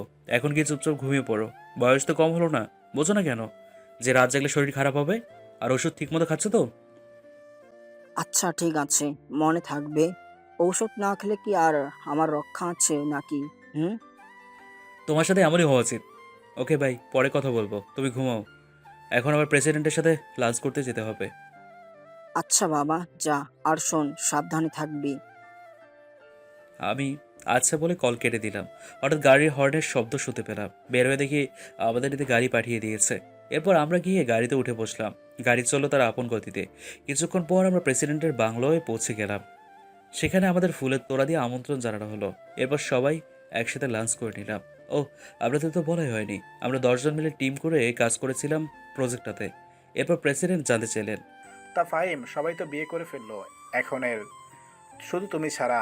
তা বিয়ে করার কি কোনো প্ল্যান নাই নাকি? সবেমাত্র তো নিজের কাজে জয়েন করলাম, তাই ভাবছি এবার দেশে গিয়ে বিয়ে করে নেব। আর আপনাকে কিন্তু আসতেই হবে। তুমি তো জানোই যে আমি একটা দেশের প্রেসিডেন্ট, আমার একটুও সময় নাই। আজকে অনেক কষ্ট করে সময় বের করে নিলাম তোমাদের সাথে লাঞ্চ করার জন্য, তবুও আমি যথাসাধ্য চেষ্টা করব। আরেকটা কথা, একা গেলে হবে না কিন্তু, পরিবারের সবাইকে নিয়ে যেতে হবে। আচ্ছা ঠিক আছে, এখন আমাকে উঠতে হবে, বিকেলে আবার হোয়াইট হাউসে মিটিং আছে। তা তোমরা কখন যাবে? এখান থেকে গিয়ে কিছু শপিং করব। রাতে দেখি 8টার কোনো ফ্লাইটে যাব। তা হচ্ছে না, আমি যেটা বলেছি সেটাই হবে। এয়ারপোর্টে তোমাদের জন্য হেলিকপ্টার রাখা থাকবে। তা তোমরা কয়জন যাবে? আমরা 3জন যাব স্যার। আচ্ছা, তাহলে 2টা হেলিকপ্টার পাঠিয়ে দিব। তাহলে আমি এখন উঠি, কেমন? ওহ, তোমাদের তো প্রজেক্টের টাকাটা দেওয়া হয়নি। এই নাও, এখানে 1 লাখ করে ডলার আছে, এটা তোমাদের বেতন। ওকে স্যার, তাহলে আমরা উঠি এখন। এরপর ওনার কাছ থেকে বিদায় নিয়ে চলে আসলাম। গাড়ি এসে আমাদের নামিয়ে দিয়ে গেল। গিয়ে ফ্রেশ হয়ে শুয়েছিলাম, তখনই আবির আসলো। এসে বলল, শোন, তুই তো বললি যে 3জন যাব, কিন্তু আমি তো তোকে দেখছি আর বাকি 2জন কই? "আহ, আজ থেকে সিয়ামের চরিত্রে আবির থাকবে। কেন, তুই আর অরিন? সত্যি আমরা যাব নাকি? তুই মজা করতেছিস? তুই না গেলে বিয়ের সব দিক কে দেখাশোনা করবে? এই জন্যই আমাদের নিয়ে যাচ্ছিস? ধুর শালা, এত সিরিয়াস হচ্ছিস কেন? যা গিয়ে রেডি হয়ে নে, শপিং যেতে হবে। হাতে সময় কম, রাত 8টায় আবার ফ্লাইট। আচ্ছা, যাচ্ছি। আর শোন, অরিনকেও সাথে নিয়ে নিস। আমি তো আবার মেয়েদের কাপড় কিনতে পারবো না। আচ্ছা, ঠিক আছে। কিছুক্ষণ পর আমরা 3জনে বেরিয়ে পড়লাম শপিংয়ের উদ্দেশ্যে। শপিং করতে করতে প্রায় ঘন্টা সময় লেগেছে। এখন 6:30 বাজে, তাই সুটকেস গুছিয়ে নিচ্ছি। যা কেনাকাটা করলাম সেগুলো একটাতে নিলাম, আর আমার কাপড় চোপড় একটাতে নিলাম। 7টায় বের হলাম এয়ারপোর্টের উদ্দেশ্যে, কারণ এখন রাস্তায় জ্যাম থাকতে পারে। 7:30 অর্থাৎ 4:30টায় আমরা এয়ারপোর্টে পৌঁছে গেলাম। এরপর এয়ারপোর্টের ঝামেলা মিটিয়ে ভিতরে প্রবেশ করলাম। আমাদের লাগেজগুলো কুরিয়ারে দিয়ে দিলাম। এরপর এয়ারপোর্টের ভিতরে গাড়ি করে আমাদেরকে হেলিকপ্টার পর্যন্ত নিয়ে যাওয়া হলো। এরপর আমাদের জন্য রাখা হেলিকপ্টারগুলোতে আমরা উঠলাম। আমি একটাতে উঠলাম, আরেকটাতে আবির আর অরিন উঠেছিল। এরপর হেলিকপ্টার উড়াল দিল আমাদের নিয়ে। দীর্ঘ 18 ঘন্টা পর আমরা বাংলাদেশের মাটিতে নামলাম। এরপর পাইলটদের বিদায় দিয়ে এয়ারপোর্টে প্রবেশ করলাম। আমাদের লাগেজগুলো আগে এসে গিয়েছিল। এরপর সেগুলো কালেক্ট করে নিলাম। এয়ারপোর্টের কাজ সারতে সারতে আরও 1 ঘন্টা লেগে গেল। দুপুর হয়ে এসছে এখানে। এয়ারপোর্ট থেকে বের হয়ে একটা গাড়ি নিলাম। গাড়ি নিয়ে বাসার উদ্দেশ্যে রওনা দিলাম। বাসায় যেতে 3 ঘন্টা লাগলো। ঢাকা শহরের এই জ্যাম একবার শুরু হলে শেষ হওয়ার নাম নেয় না, তাই যেতে যেতে সময় লাগলো এত। গাড়ির ভাড়া মিটিয়ে নিলাম। পরে কলিং বেল বাজালাম, মা এসে দরজা খুলে দিল। দরজা খোলার পর আমাকে দেখে এসে জড়িয়ে ধরলো। আমিও জড়িয়ে ধরে কান্না করে দিলাম। এর 6 মাসে একদিনও কথা বলতে পারিনি। এরপর মাকে আবির আর অরণের সাথে আলাপ করিয়ে দিলাম। এরপর আমরা ভিতরে গেলাম, গিয়ে ফ্রেশ হয়ে নিলাম। রুমে গিয়ে আর আবিরদের গেস্ট রুমে নিয়ে আসলাম আর বললাম ফ্রেশ হয়ে নিতে। নিজে এসে মাকে জিজ্ঞেস করলাম, মা, আকিব কই? ওকে দেখছি না যে। ওর ম্যাডামের বাসায় গেছে পড়তে, এখনও আসেনি। আর তার উপরে ওর ম্যাডামও নাকি অসুস্থ। ও আচ্ছা, তা বাবা কি ওকে নিয়ে ফিরবে নাকি আমি গিয়ে নিয়ে আসবো? যাবি বলতেছিস যখন যা, ভাইকেও নিয়ে আয় আর নিজের বউকেও দেখে আয়। হাজারো কিছুদিন অসুস্থ ছিল বলে কথা। মা, তুমি আবার শুরু করলে? এরপর অরিন আর আবিরকেও বললাম চলতে। তাদের নিয়ে চললাম আকিবকে আনার উদ্দেশ্যে। গাড়িতে ওঠার পর আবির জিজ্ঞেস করলো, কিরে, আমরা এখন কোথায় যাচ্ছি রে? আবার ছোটো ভাইকে আনতে। সে কোথায় থাকে রে? বাবা মায়ের সাথে থাকে। এখন থেকে প্রাইভেট থেকে আনতে যাচ্ছি। আরও একটা কারণ আছে সেখানে যাওয়ার, কিন্তু সেটা সারপ্রাইজ। ওকে, সারপ্রাইজ হলে আর কি করার। এখন তাহলে অপেক্ষায় অতই করতে হবে। এরপর গাড়ি নিয়ে বেরিয়ে পড়লাম আকিবের ম্যাডামের বাসার উদ্দেশ্যে, মানে আমার হবু বউয়ের বাসার উদ্দেশ্যে। মিনিট 10 পরে আমরা আমাদের গন্তব্যে পৌঁছে গেলাম। গাড়ি থেকে নেমে সিঁড়ি বেয়ে 3 তলায় চলে গেলাম। গিয়ে কলিং বেল বাজালাম। যিনি দরজা খুলে দিল ওনাকে দেখে পরিচিত মনে হলো না, তাই জিজ্ঞেস করলাম। তিনি জানালেন যে অধরারা নাকি গত মাসে এখান থেকে চলে গেছে। এরপর তাদের নিয়ে একটা রেস্টুরেন্টে গিয়ে বসলাম। পরে মাকে কল করে বললাম, মা, আকিবের টিচাররা কি বাসা চেঞ্জ করে ফেলেছে নাকি? এই দেখ, তোকে বলতেই ভুলে গেছি। আসলে তুই তাড়াহুড়ো করে চলে গেলি তো, তাই বলতে পারিনি। তারা এখন তোর বাবার অফিসের সামনে যে নীল ভবনটা আছে না, ওইটার 3 তলায় থাকে। আর ওদের ফ্ল্যাট নাম্বার হচ্ছে 8। এরপর মায়ের দেওয়া ঠিকানায় চলে গেলাম। গিয়ে কলিং বেল বাজালাম। অধরার মামি এসে দরজা খুলে দিল। আমি ওনাকে সালাম দিলাম। সালামের জবাব নিয়ে তিনি আমাদের ভেতরে বসতে বললেন। আমরাও ভিতরে গিয়ে বসলাম, কিন্তু আর কাউকে তো দেখতে পাচ্ছি না। তখন আন্টিকে জিজ্ঞেস করলাম, আচ্ছা আন্টি, আকিবের কি পড়া শেষ হয়ে গেছে নাকি? তার পড়া তো কখন শেষ হয়ে গেছে। তুমি আসবে বলে তাকে বসিয়ে রাখা হয়েছে। মনে হয় ওর ম্যাডামের সাথে গল্প করতেছে। তা বাবা, তোমার আসতে এত লেট হলো যে? আসলে আন্টি, আমি আজকে ফিরেছি তো, আর আমি জানতাম না যে আপনারা বাসা চেঞ্জ করেছেন। আমি আপনাদের আগের বাসায় গিয়ে জানতে পারি যে আপনারা বাসা চেঞ্জ করেছেন। পরে মায়ের কাছ থেকে ঠিকানা নিয়ে এখানে আসলাম, তাই লেট হয়ে গেছে। ও, কথা বলতে বলতে তো এগুলোই দেওয়া হলো না। আন্টি, এগুলো নিন। গিফটের ব্যাগগুলো হাতে ধরিয়ে দিয়ে বললাম, এগুলো কি আছে? আজকে আমি এসেছি তো, তাই সকলের জন্য কিছু উপহার এনেছি। আসলে গতকাল একেবারে বেতন পেয়েছিলাম তো। এসবের কি কোনো দরকার ছিল নাকি? থাক না আন্টি, আমারও তো ইচ্ছে হতেই পারে। আচ্ছা আন্টি, আমি গিয়ে দেখি আকিব কি করতেছে। আচ্ছা যাও, আমি ওনাদের নাস্তা এনে দিচ্ছি। আবির প্লাস অরিন, না আন্টি, এসবের কোনো দরকার নেই। তা বললে তো হবে না। প্রথমত তোমরা প্রথমবার আমাদের বাসায় এসেছো, দ্বিতীয়ত তোমরা ওর ফ্রেন্ড, তাই কোনো না শুনবো না বলেই আন্টি তাদের জন্য নাস্তা আনিতে চলে গেল। আমিও অধরার রুমের দিকে চলে গেলাম। দরজার কাছে পৌঁছাতেই শুনতে পেলাম আমার কি দিয়ে যেন কথা হচ্ছে ম্যাডাম আর ছাত্রের মধ্যে। রীতিমতো ঝগড়া লাগার উপক্রম। আমি তাদের এই তর্ক বিতর্ক দেখে হাসতে লাগলাম। পরে ভিতরে প্রবেশ করলাম। আমাকে দেখে দুজনই অবাক। আমাকে দেখে আকিব এসে জড়িয়ে ধরে বলল, ভাইয়া তুমি কখন এলে? এই তো মিনিট 10 হলো। তা তোর পড়া কি শেষ হয়েছে নাকি? হ্যাঁ, কিন্তু কেন? পড়া শেষ হলে বাইরে যা, গিয়ে দেখ আমার ফ্রেন্ডরা বসে আছে, তাদের সাথে গিয়ে কথা বল। আমার কিছু কথা আছে তোর ম্যাডামের সাথে। আচ্ছা ভাইয়া, বলে আকিব ব্যাগ নিয়ে বাইরে চলে গেল। এখন কেমন আছেন? শুনলাম আপনি কি অসুস্থ ছিলেন। আলহামদুলিল্লাহ ভালো আছি। তা আপনি দেশে কবে এলেন? এই তো আজকে দুপুরে আসলাম, এসে এখানে এলাম। আচ্ছা চোখটা বন্ধ করুন তো, আপনার জন্য একটা উপহার আছে। চোখ বন্ধ করলে দেখব কিভাবে? আন্দে বন্ধ করুনই না। এরপর অধরা চোখ বন্ধ করলে আমি তাকে তার জন্য আনা চেনটা তাকে পরিয়ে দিলাম। সাথে সাথে ঠাস, অধরা আমাকে চড় মারলো। কিন্তু কেন মারলো? আপনার সাহস কি করে হয় আমাকে চেন পরানোর? আপনি কি জানেন না প্রাপ্তবয়স্ক ছেলে কোনো প্রাপ্তবয়স্ক মেয়ের শরীর ছোঁয়ার কোনো অধিকার নেই বিয়ের আগে? চেনটাই তো পরিয়ে দিলাম, এতে এত রিয়েক্ট করার কি আছে? এটা আমেরিকা নয় যে যা ইচ্ছা তাই করা যাবে। এখানে একটা মেয়ে একটা ছেলের হাত ধরে হাঁটলেও মেয়েটাকে দোষী করা হয়, আর সেখানে আপনি। আচ্ছা সরি।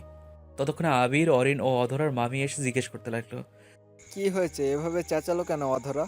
আসলে আমি বলার আগে অধরা বলল কিচ্ছু হয়নি, আর আপনি এখন আসতে পারেন, আমাকে বললো। এরপর সেখান থেকে চলে আসি। বের হয়ে আকিবকে বলি বাবাকে কল করে বলতে ড্রাইভারকে পাঠিয়ে দিতে ওদের নেওয়ার জন্য। আবির আমাকে জিজ্ঞেস করলো, তুই আবার এখন কই যাবি? এখন তো রাত অনেকটা হয়ে গেছে। একটু কাজ আছে, তুই ওদের সাথে চলে যা। বলে আমি গাড়ি নিয়ে সেখান থেকে সোজা নদীর পাড়ে চলে আসি। এদিকে আকিব বাবাকে কল করে গাড়ি পাঠাতে বললে বাবা বলেন, গাড়ি পাঠাবো কেন? হুম? বাবা, ভাই এসেছিল, তোমায় বাসায় এসে বলবো। এখন তাড়াতাড়ি গাড়ি পাঠাও। আমার সাথে ভাই আর বন্ধু আর ওনার বউ দাঁড়িয়ে আছে।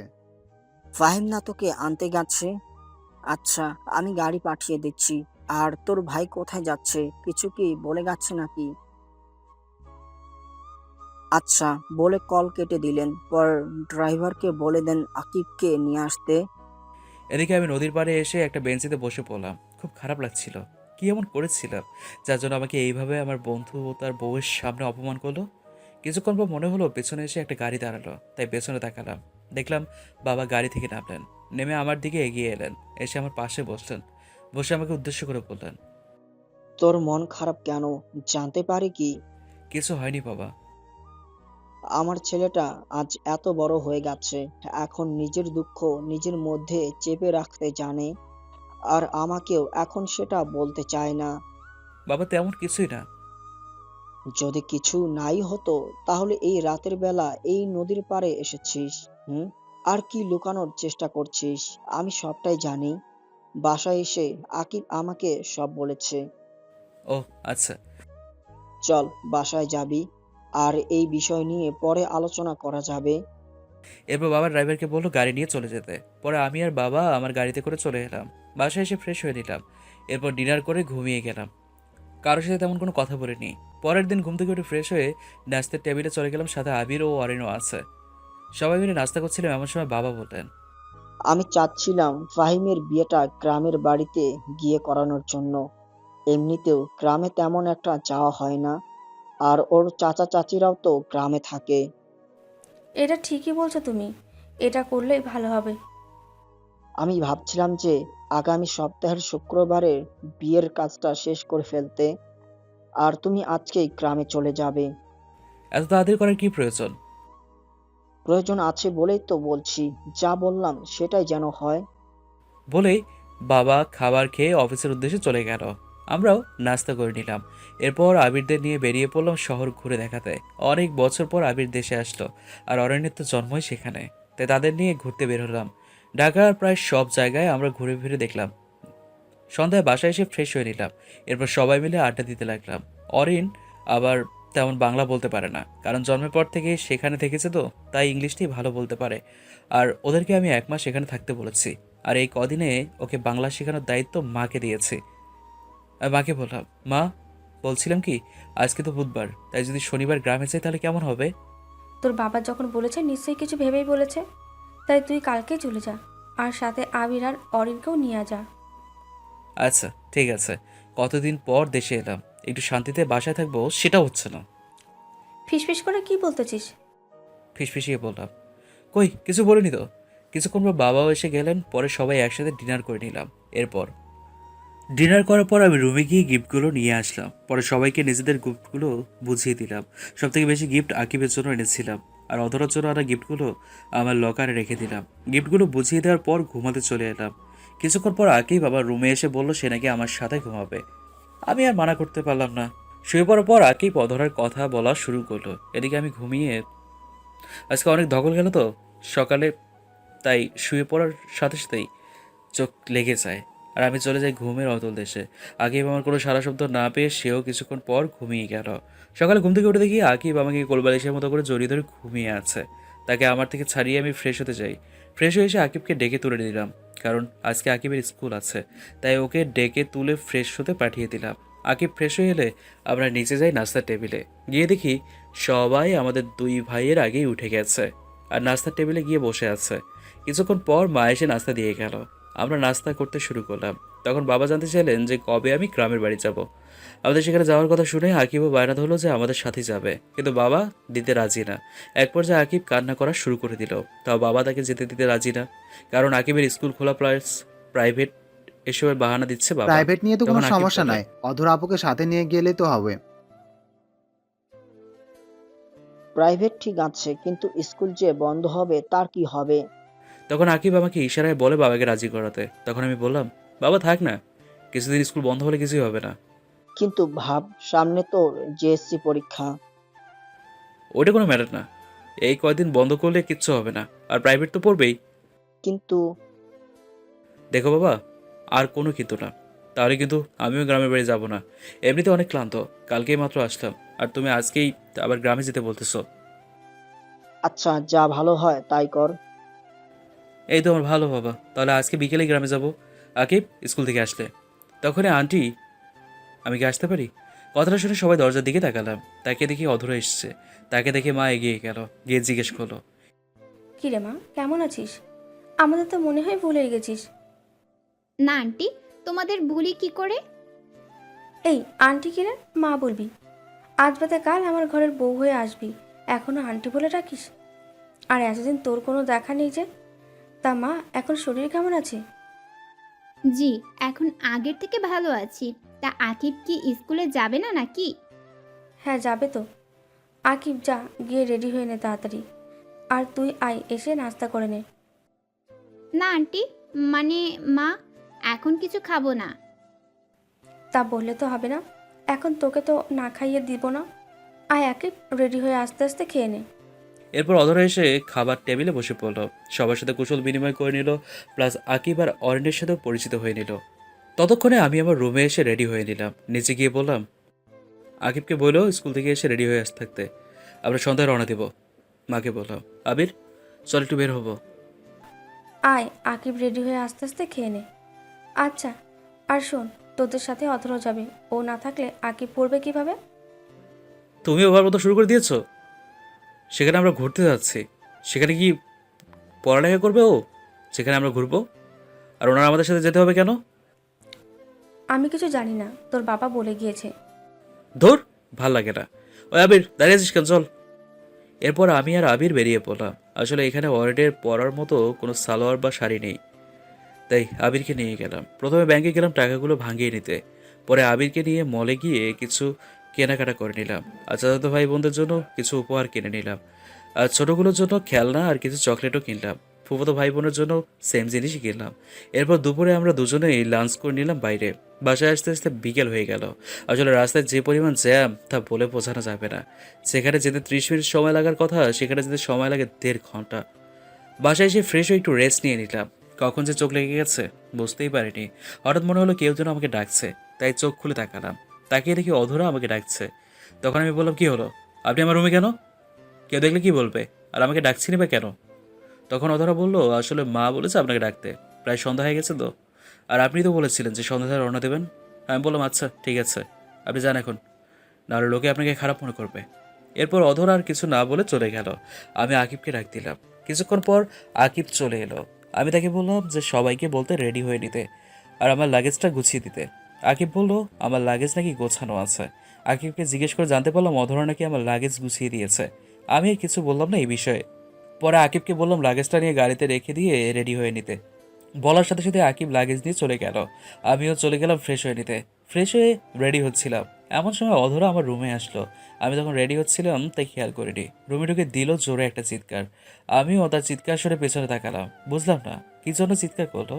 তার চিৎকার শুনে সবাই চলে এসে ওকে জিজ্ঞেস করা শুরু করে দিল যে কী জন্য এমন চিৎকার দিল। তখন অধরা বলল, আসলে আমি ওনাকে ডাকার জন্য ওনার রুমে এসেছিলাম। এসে দেখি উনি শুধু একটা 3/4 প্যান্ট পরেছিলেন, কোনো শার্টও পরেছিলেন না, তাই আমি চিৎকার দিয়ে ফেলেছি। দূর পাগলি, এতে চিৎকার করার কি আছে? কিছুদিন পর তো তুই ওর বউ হবি। আর ওই এমনই, এত বড় হয়ে গেছে এখনও 3/4 পরে থাকে বাসায়।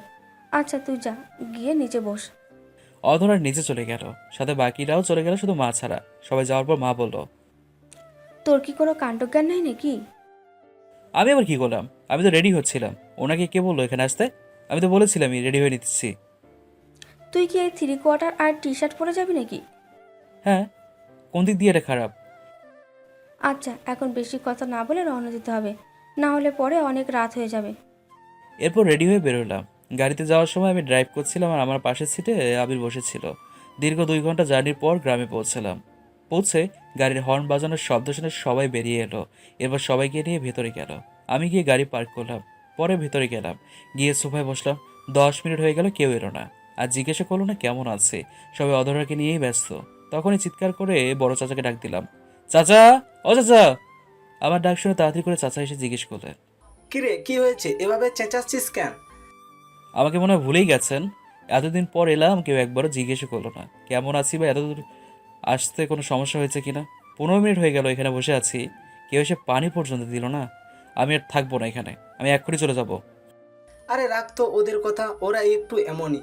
আসলেই তো তুই অনেক বছর পর এসেছিস, এটা তারা ঠিক করেনি। তুই বস, আমি কাউকে পাঠিয়ে দিচ্ছি। কাউকে পাঠাবো মানে? তার মানে আসলে সবাই আমাকে ভুলে গেছে। ধুর, আমি এখানে থাকবোই না বলে বাইরে চলে এলাম। চলে তো এলাম, কিন্তু এখন যাবো কোথায়? ধুর, আসলে আমি অল্পতেই রেগে যাই। তখন এই ছোটো ফুপির কথা মনে পড়ে গেল, তাই গাড়ি নিয়ে রওনা দিলাম ফুপির বাসার উদ্দেশ্যে। 30 মিনিট পর পৌঁছে গেলাম ফুপির বাসায়। আমাকে দেখে ফুপি অবাক হয়ে গেল, বলল, কি রে, তুই এত রাতে, তাও আবার কিছু না জানিয়ে? কেন আসতে পারি না নাকি? না করার হলো করে দাও, আমি এখনই চলে যাচ্ছি। আয়, ভিতরে আয়। তা কেমন আছিস? ভালো আছি, আপনি কেমন আছেন? আমিও ভালো আছি। তা তোকে দেখে মনে হচ্ছে খুব রেগে আছিস। কি হয়েছে রে? আর বলিও না, আজই তোমার বাবার বাড়ি গেছিলাম, গিয়ে দেখলাম সেখানে আমার কোনো সম্মান নাই, তাই রাগারি করে এখানে এসে পড়েছি। ওহো, এই কথা। যা, গিয়ে ফ্রেশ হয়ে নে, খেয়ে নিবি। আচ্ছা, আরেকটা কথা, তুমি কিন্তু বলবে না যে আমি এখানে আছি। আর ফুপা কখন আসবে? আচ্ছা বাবা, বলবো না কাউকে। তোর ফুবা এখনই এসে পড়বে। তুই যা তো, ফ্রেশ হয়ে নে। আমি গিয়ে ফ্রেশ হয়ে নিলাম। ফ্রেশ হয়ে এসে দেখি ফুপাও এসে গেছে। এরপর ফুপার সাথে কুশল বিনিময় করে নিলাম। পরে সবার সাথে ডিনার করে নিলাম। খাওয়া শেষে ফুপিকে জিজ্ঞেস করলাম আমার বোনগুলো কই। ফুপি বললেন তারা নাকি অনেক আগেই ঘুমিয়ে পড়েছে পাশের রুমে। আমাকেও বললো ওদের সাথে গিয়ে ঘুমিয়ে পড়তে। আমিও গিয়ে ঘুমিয়ে পড়লাম। সকালে ফোনের চিল্লাচিল্লিতে ঘুমটা ভেঙে গেল। ঘুম চোখে ফোনের স্ক্রিনে তাকিয়ে দেখি বড় চাচা কল দিয়েছে। আমিও কল ধরিনি। কিছুক্ষণ পর কলটা কেটে গেল। কেটে যাওয়ার পর ফোন সাইলেন্ট করে আবার ঘুমিয়ে পড়লাম। কতক্ষণ করে কারোর ডাকে ঘুম ভেঙে গেল। তাকে দেখি মোনা, ফুফাতো বোন, আমাকে ডাকছে। ঘুম থেকে উঠে ফ্রেশ হয়ে নিলাম। পরে ফুপি ডাক দিলেন ব্রেকফাস্ট করার জন্য। আমিও গিয়ে ব্রেকফাস্ট করে নিলাম। পরে ফোন হাতে নিয়ে দেখি 100+ মিসড কল। চেক করে দেখলাম বাবা, চাচা, চাচি, মা, আপু সবাই কল করেছে। আর এটা নম্বর দেখে খুবই অবাক হলাম, কারণ আমি আমেরিকা যাওয়ার পর যে মেয়েটা কল দিয়েছিল আজকেও সেই কল দিয়েছে, এমনকি রাতেও কল দিয়েছে। তখন ফুপিকে ডাক দিলাম।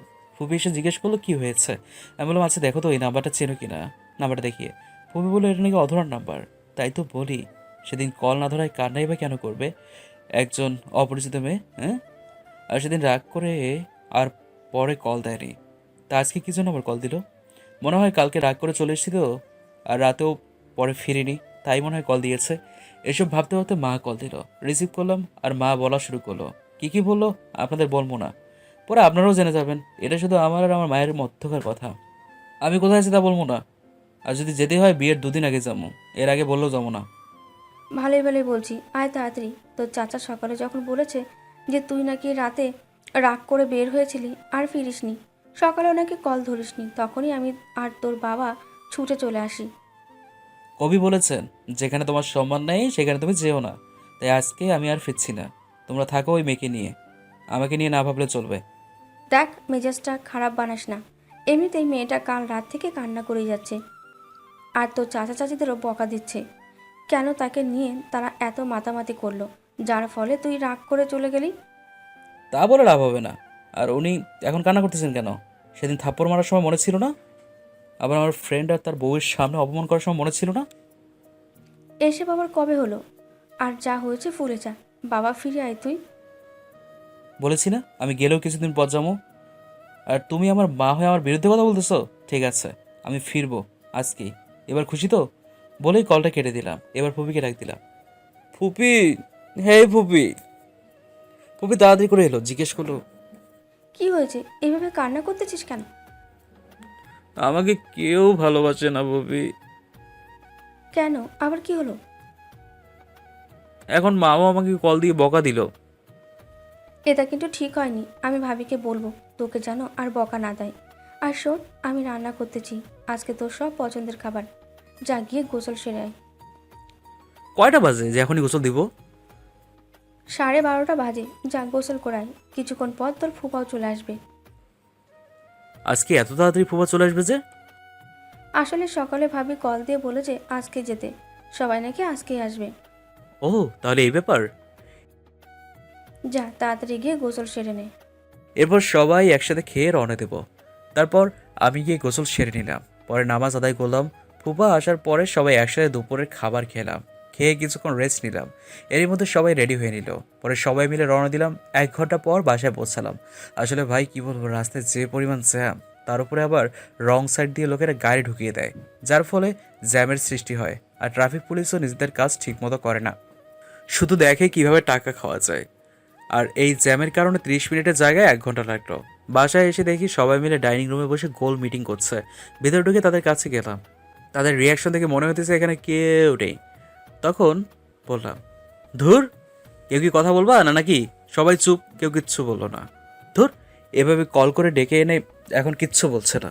থাকো তোমরা, আমি ফিরে গেলাম। আবার এইবার আর আসবই না, গিয়েই আমেরিকা চলে যাব। আবির, তোরা কি থাকবি নাকি আমার সাথে যাবি? সরি রে, আমরা এখানেই থাকছি, তুই চাইলেও যেতে পারিস। তুই বন্ধু নামে কলঙ্ক, থাক তুই, আমি গেলাম। বলেই চলে আসতে নিলাম, তখনই ঝড়ের গতিতে কে জানি এসে আমাকে জড়িয়ে ধরলো। আমিও ধাক্কা সামলাতে না পেরে মাটিতে পড়ে গেলাম। আর যে জড়িয়ে ধরেছিল সে আমার উপরে পড়েছে। চোখ খুলে তাকিয়ে দেখি যে আমাকে জড়িয়ে ধরেছে সে আর কেউ নয়, অধরা। এদিকে তো লজ্জায় আমার মাথা কাটা যাচ্ছে। সবাই বলে ছেলেদের লজ্জা থাকতে নেই। আপনারাই বলুন তো মিয়া, একটা মেয়ে যদি ছেলেটার পরিবারের সবার সামনে এভাবে জড়িয়ে ধরে তাহলে তো ছেলেটা লজ্জা পাবেই। আমার ক্ষেত্রেও সেটাই হয়েছে। কোনো রকমে ওকে ছাড়িয়ে উঠিয়ে দাঁড় করালাম। যেই একটা থাপ্পড় দিয়ে যাবো তখনই চোখ বন্ধ করে নিল। মেয়েটার মুখটা দেখে কেমন যেন বুকের বাপাসটা নড়াচড়া করে উঠল। তাই আর থাপ্পড় দিলাম না, সরাসরি জিজ্ঞেস করলাম, কি হলো? শুনলাম কার রাতে নাকি কিছুই খাওননি। অধরা তখন চোখ খুলে তাকিয়ে জবাব দিল, কে বললো? আমি খাইনি, আমি তো রাত্রিবেলাও খেয়েছি। তার মানে সবাই আমাকে মিথ্যে বলেছে? তুমি আমার মা হয়ে আমার সাথে এটা করতে পারলা? আরে সত্যি বলেছি, ও কাল থেকে কিছুই খায়নি, শুধু কান্না করেছে। 1 মিনিট, তুই দাঁড়িয়ে আছিস কেন? তুই না চলে যাচ্ছিস? তাহলে চলে যা। কে আমার ছেলেটাকে বের করে দিচ্ছে দেখি তো। কথা শুনে পিছনে তাকিয়ে দেখি মেজো ফুপি, ফুপা আর ওনার মেয়েরাও এসছে। আমি একটু কান্না কান্না ভাব নিয়ে ফুপিকে বললাম, দেখো ফুপি, আমি এতদিন পর বাসায় আসলাম আর আমাকে বাসা থেকে বের করে দিচ্ছে। এটা তো ঠিক না। আমার বাবাটা কত বছর পর এসেছে, আর তোমরা ওর সাথে এমন করছো কেন? সাথে কি আর করছি, ছেলেটা এখন অনেক বদলে গেছে, কথায় কথায় রাগ করে। আগে কতই ভালো ছিল, এখন কিছু বলে ভাবি, রাগ করে চলে বুঝেন যায়। না কেন? এটা ওদের বংশগত। দেখেন না ওর বাবা চাচাদেরই কি রাগ, তাহলে ওর হবে না কেন? আর তুই যা, তোর রুমে যা তো। শুধু তুমি বললে বলে আজকে গেলাম না, তাহলে চলে যেতাম। আর তোমরা কি দরজা দাঁড়িয়ে থাকবে নাকি? ওই মুরগির ডিম, কেমন আছিস? দেখো, ভালো হবে না কিন্তু। আমারও একটা সুন্দর নাম আছে। ভাবি দেখো না, ভাই আমাকে কি সব বলছে। তুই আবার ভাবি পাইলি কই? আমি তো তোরে বিয়ে করব, জানোস না তুই? ফুপি, ওকে কি বলো নাই ধুর, নাকি? হ্যাঁ, মজা বাদ দে তো। যা, তোর রুমে যা, আমরাও গিয়ে ফ্রেশ হয়ে নিই। ফুপিরা চলে গেল ফ্রেশ হতে, আমি আমার রুমে চলে গেলাম। রুমে গিয়ে ফ্রেশ হয়ে নিলাম। ফ্রেশ হয়ে বের হয়ে দেখি আমার গাড়ির চাবিটা টেবিলের উপর নেই। তখনই চেঁচিয়ে মাকে ডাক দিলাম। মা এসে বললেন, কি হয়েছে, ষাঁড়ের মতো চেঁচাচ্ছিস কেন? সাথে গিয়ে চেঁচাচ্ছি?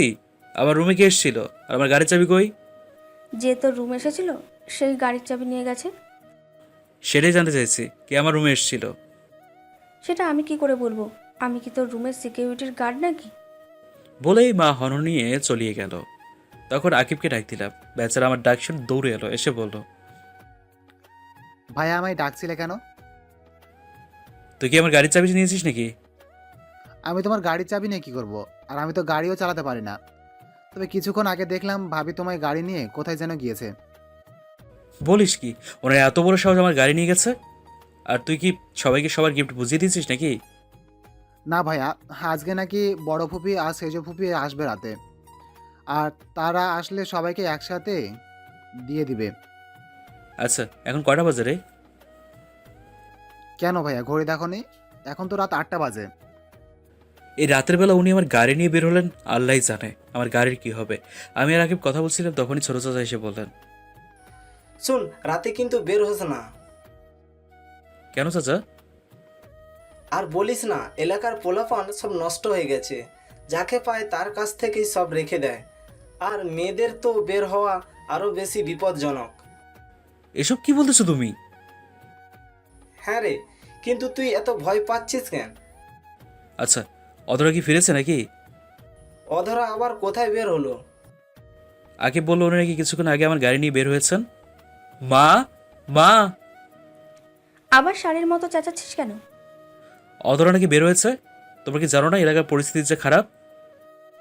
অধরা আবার কখন বের হলো? আমরা তো কেউ দেখিনি। আর গেলই বা কিভাবে? আকিব বললো উনি নাকি আমার গাড়ি নিয়ে বের হয়েছেন। মার সাথে যখনই কথা বলছিলাম তখনই মোবাইলে একটা মেসেজ এলো। মেসেজটা দেখে তাড়াতাড়ি করে বেরিয়ে গেলাম। পেছন থেকে সবাই বারবার জিজ্ঞেস করছিল, কাউকে কিচ্ছু না বলে মানি ব্যাগটা নিয়ে বেরিয়ে গেলাম। বাইরে বেরোয় ড্রাইভারের কাছ থেকে চাবি নিয়ে থানার উদ্দেশ্যে রওনা দিলাম। সাথে আবিরকেও নিয়ে নিলাম। কিছুক্ষণ পর থানায় পৌঁছে গেলাম। গিয়ে দেখি অধরা অফিসারের সামনে বসে আছে। আমরা যাওয়ার পর আমাদের দেখেই অফিসার বসা থেকে দাঁড়িয়ে গেলেন। মূলত আমাকে দেখে না, আবিরকে দেখে দাঁড়িয়ে গেলেন। কারণ আবিরকে সবাই টিভিতে দেখেছে, তাই সবাই চেনে, আমাকে কেউ চেনে না। আমিও সেটাই চাই। আমি চাই সবাই আমাকে সাধারণ মানুষ হিসেবে চিনুক। তখনই অফিসার আবিরকে দেখে বলল, আসসালামু আলাইকুম স্যার, আপনি এখানে?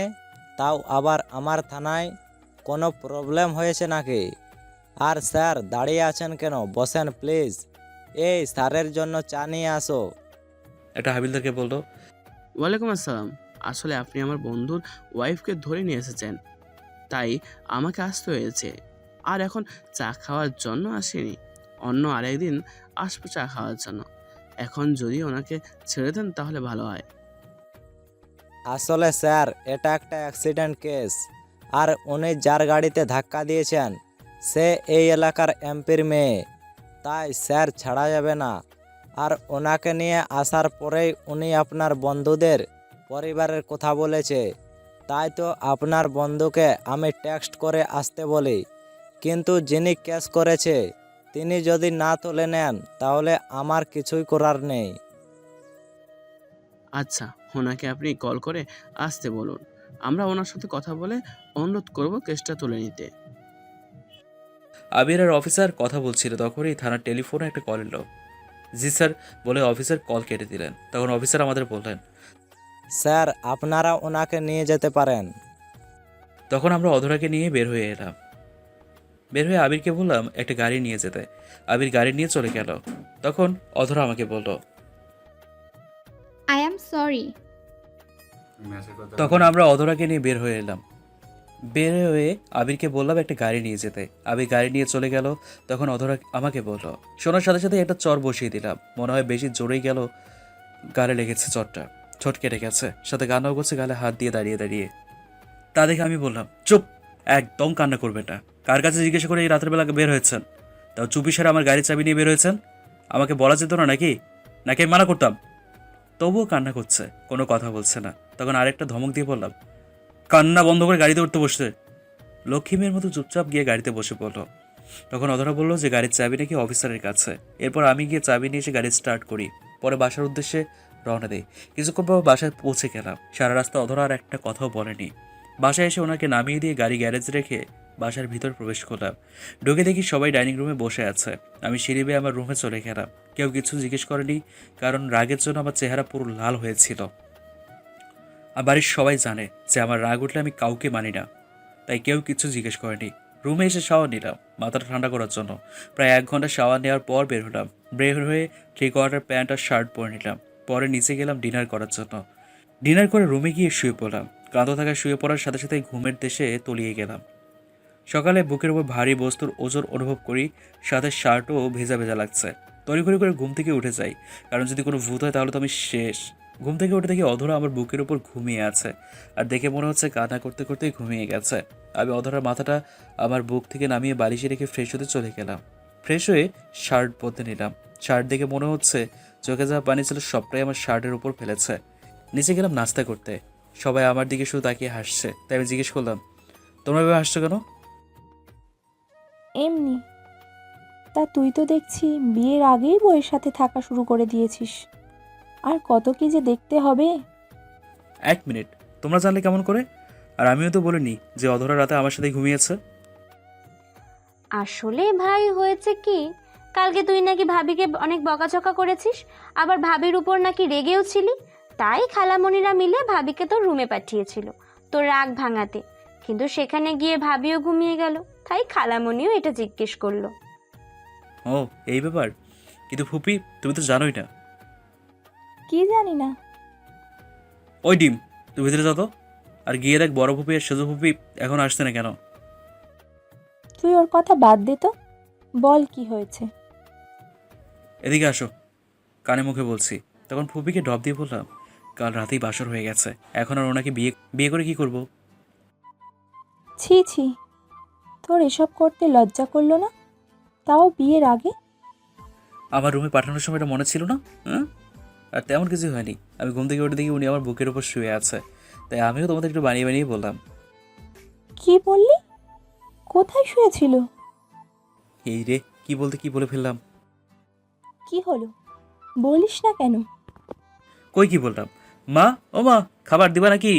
তখনই বাবা বললেন, শোন, তোর জন্য আমাদের এখানে আগেই আসতে হয়েছে, তাই তোদের বিয়ের কোনো শপিং করতে পারিনি। তাই এখন খেয়ে তারপর অধরা আর তোর ভাইদের নিয়ে ঢাকায় গিয়ে শপিং করে আয়। সাথে আবিরদেরও নিয়ে যাস। আর আসার সময় অধরার মামা মামিকেও নিয়ে আসবি কিন্তু। আচ্ছা। পরে মা খাবার এনে দিল, আমিও খেয়ে নিলাম। তখনই আকিব এসে জানতে চাইলো যে তার ম্যাডাম কোথায়, মানে অধরা। আমি বলে দিলাম কোথায় আছে। এরপর আকিব চলে গেল। আমি সবাইকে ডেকে বললাম রেডি হয়ে নিতে। এরপর খেয়ে নিলাম। খাওয়া শেষ করে রুমে গেলাম। গিয়ে দেখি অধরা এখনও ঘুমিয়ে আছে, তাই তাকে আর জাগালাম না। আমি গিয়ে রেডি হয়ে নিলাম। নিচে গিয়ে মাকে বললাম যে অধরা এখনও ঘুমাচ্ছে, তাই আমরা যাচ্ছি। আর ও মনে হয় অনেক ক্লান্ত, তাই আর ওকে ডাক দিও, খাবার দিয়ে দিও। আমরা গেলাম। এরপর আমরা বের হয়ে গেলাম। কিছুক্ষণ পরেই আমরা বসুন্ধরা শপিং মলে চলে গেলাম। এরপর সবাই যার যার মতো শপিং করতে চলে গেল। আমি, আবির আর অরিন একদিকে গেলাম শপিং করার জন্য। কিছুক্ষণ পর অধরার মামা মামিও চলে এলো। তারপর তারা বিয়ের শপিং করতে লাগলো। আমার জন্য একটা নীল পাঞ্জাবি নিলাম বিয়ের দিন পরার জন্য, আর অধরার জন্য একটা লেহেঙ্গা নিলাম নীল রঙের, সাথে ম্যাচিং করে নীল পাথর বসানো চুড়ি আর একটা নেকলেস নিলাম। বাকিগুলো স্বর্ণের নিলাম। এরপর সবাই মিলে রেস্টুরেন্টে গিয়ে দুপুরের খাবার খেয়ে নিলাম। তারপর সবাইকে নিয়ে দিয়ে কিনে জিনিসগুলো গাড়িতে উঠালাম আর তাদের বললাম গাড়িতে বসতে। পরে আমি আর আবির জুয়েলারি শপে এলাম। সেখান থেকে অতরার জন্য একটা ডায়মন্ডের আংটি কিনলাম। বিয়ের দিন রাতে এটা তাকে পরিয়ে দেবো। এরপর সেটা আমার পকেটে নিয়ে বিল পে করে চলে এলাম। এরপর বাসার উদ্দেশ্যে রওনা দিলাম। বাসায় পৌঁছতে পৌঁছতে সন্ধ্যা হয়ে গেল। বাসার আসার সময় আবার বাড়ির সব মেয়েদের জন্য ফুচকাও নিয়ে এলাম, সাথে করে অধরার মামা মামিকেও নিয়ে এলাম। এরপর সবাই মিলে ফুচকা খেলো। যে তত তাড়াতাড়ি পাচ্ছে তত তাড়াতাড়ি খাচ্ছে। বুঝি না মেয়েরা ফুচকাতে কী এমন মধু পায় যে এভাবে ঝাঁপিয়ে পড়ে ফুচকা দেখলে, হ্যাঁ। এরপর সবাই মিলে বিয়ের পোশাক দেখতে লাগলো। সবশেষে মা জিজ্ঞেস করলো যে কিছু বাকি আছে কিনা। আমি বললাম 2 লক্ষ টাকার শপিং করেছি। এরপরও যদি বলো কিছু বাকি থাকে তাহলে পুরো শপিং মলটা নিয়ে আসতে হবে। এরপর সবাই একসাথে রাতের খাবার খেয়ে যে যার মতো করে ঘুমাতে চলে গেল। এভাবেই কোন দিক দিয়ে 7 দিন কেটে গেল বুঝতেই পারিনি। আজকে আমাদের গায়ে হলুদ, আর গায়ে হলুদ বাড়িতেই হবে দুজনের একসাথে, আর বিয়েটা হবে কমিউনিটি সেন্টারে। দেখতে দেখতে সন্ধ্যা হয়ে গেল। আমাকে গায়ে হলুদ দেওয়ার জন্য রেডি করলো। একটা হলুদ পাঞ্জাবি আর সাদা পায়জামা পরিয়ে স্টেজে নিয়ে যাওয়া হলো। আমাকে আর অধরাকে পাশাপাশি বসানো হয়েছে। অধরাকে যে কি পরিমাণ সুন্দর লাগছে তা বলে বোঝানো যাবে না। হলুদ শাড়ি, সাথে হালকা মেকআপ, চোখে কালো কাজল। আপনারা দেখলে আপনারাও প্রেমে পড়ে যাবেন। তাই আর বেশি বলবো না, কারণ যদি আপনারা আমার বউয়ের দিকে নজর লাগান। হ্যাঁ। এরপর একে একে সবাই এসে হলুদ লাগিয়ে গেল। হলুদের অনুষ্ঠান শেষ করে ঘরে গিয়ে দিলাম এক ঘুম। সকালে মায়ের ডাকে ঘুম ভাঙে। এরপর ফ্রেশ হয়ে নাস্তা করে নিলাম, বিয়েবাড়ির স্পেশাল খিচুড়ি খেয়ে আবার রুমে চলে এলাম। 12টার সময় মা বললো গোসল করে রেডি হয়ে নিতে, তাই আমিও গিয়ে গোসল করে নিলাম। ওয়াশরুম থেকে বের হয়ে দেখি হারামির দলের সবকটা আমার রুমে বসে আছে। এরপর বন্ধুরা আমাকে রেডি করে দিল। তারপর 1টার দিকে দই চিড়া খেয়ে কমিউনিটি সেন্টারের উদ্দেশ্যে রওনা দিলাম। 10 মিনিটের মধ্যেই পৌঁছে গেলাম। আমাকে নিয়ে স্টেজে বসানো হলো, সাথে বন্ধুরাও গেল। সাথে সাথে ক্যামেরাম্যান এলো ছবি তুলতে। ভাই রে ভাই, ছবি ওঠাতে ওঠাতে ক্যামেরাম্যান মনে হয় ক্লান্ত হয়নি, আমি ক্লান্ত হয়ে গেলাম। কিছুক্ষণ পর কাজী এসে বিয়ের কাজ সম্পন্ন করে দিলেন। সন্ধ্যার দিকে বউ নিয়ে বাসায় এলাম। বাসায় এসে অনেক নিয়ম পালন করে ভিতরে গেলাম। সবাই নতুন বউ নিয়ে ব্যস্ত। আমিও রুমে গিয়ে ফ্রেশ হয়ে নিলাম। এরপর বন্ধুরা আসলো, তাদের সাথে ছাদে চলে গেলাম। 12টার সময় আপু আর মা গিয়ে আমাকে নিয়ে এলো, সাথে দুলাভাইও ছিল। রুমের সামনে গিয়েও ঝামেলায় পড়লাম। ওদের নাকি 1000 টাকা না দিলে ভিতরে যেতে দেবে না। তখন আবির বললো যে তাদের টাকা দিয়ে দেবে। এরপর আবির চাবি নিয়ে দরজা খুলে দিল। আমি ভিতরে যাওয়ার সাথে সাথে এই বাইরে থেকে দরজা বন্ধ করে দিল। আমি রুমে ঢোকার সাথে সাথেই অধরা এসে আমাকে সালাম করলো। তখন আমি অধরাকে সেই আংটিটা পরিয়ে দিয়ে প্রপোজ করলাম। বেচারি লজ্জায় আমার বুকে মুখ লুকালো। তারপর রুমের লাইট অফ করে দিলাম। বাকিটা ইতিহাস বইয়ের 2220 পৃষ্ঠা থেকে পড়ে নেবেন।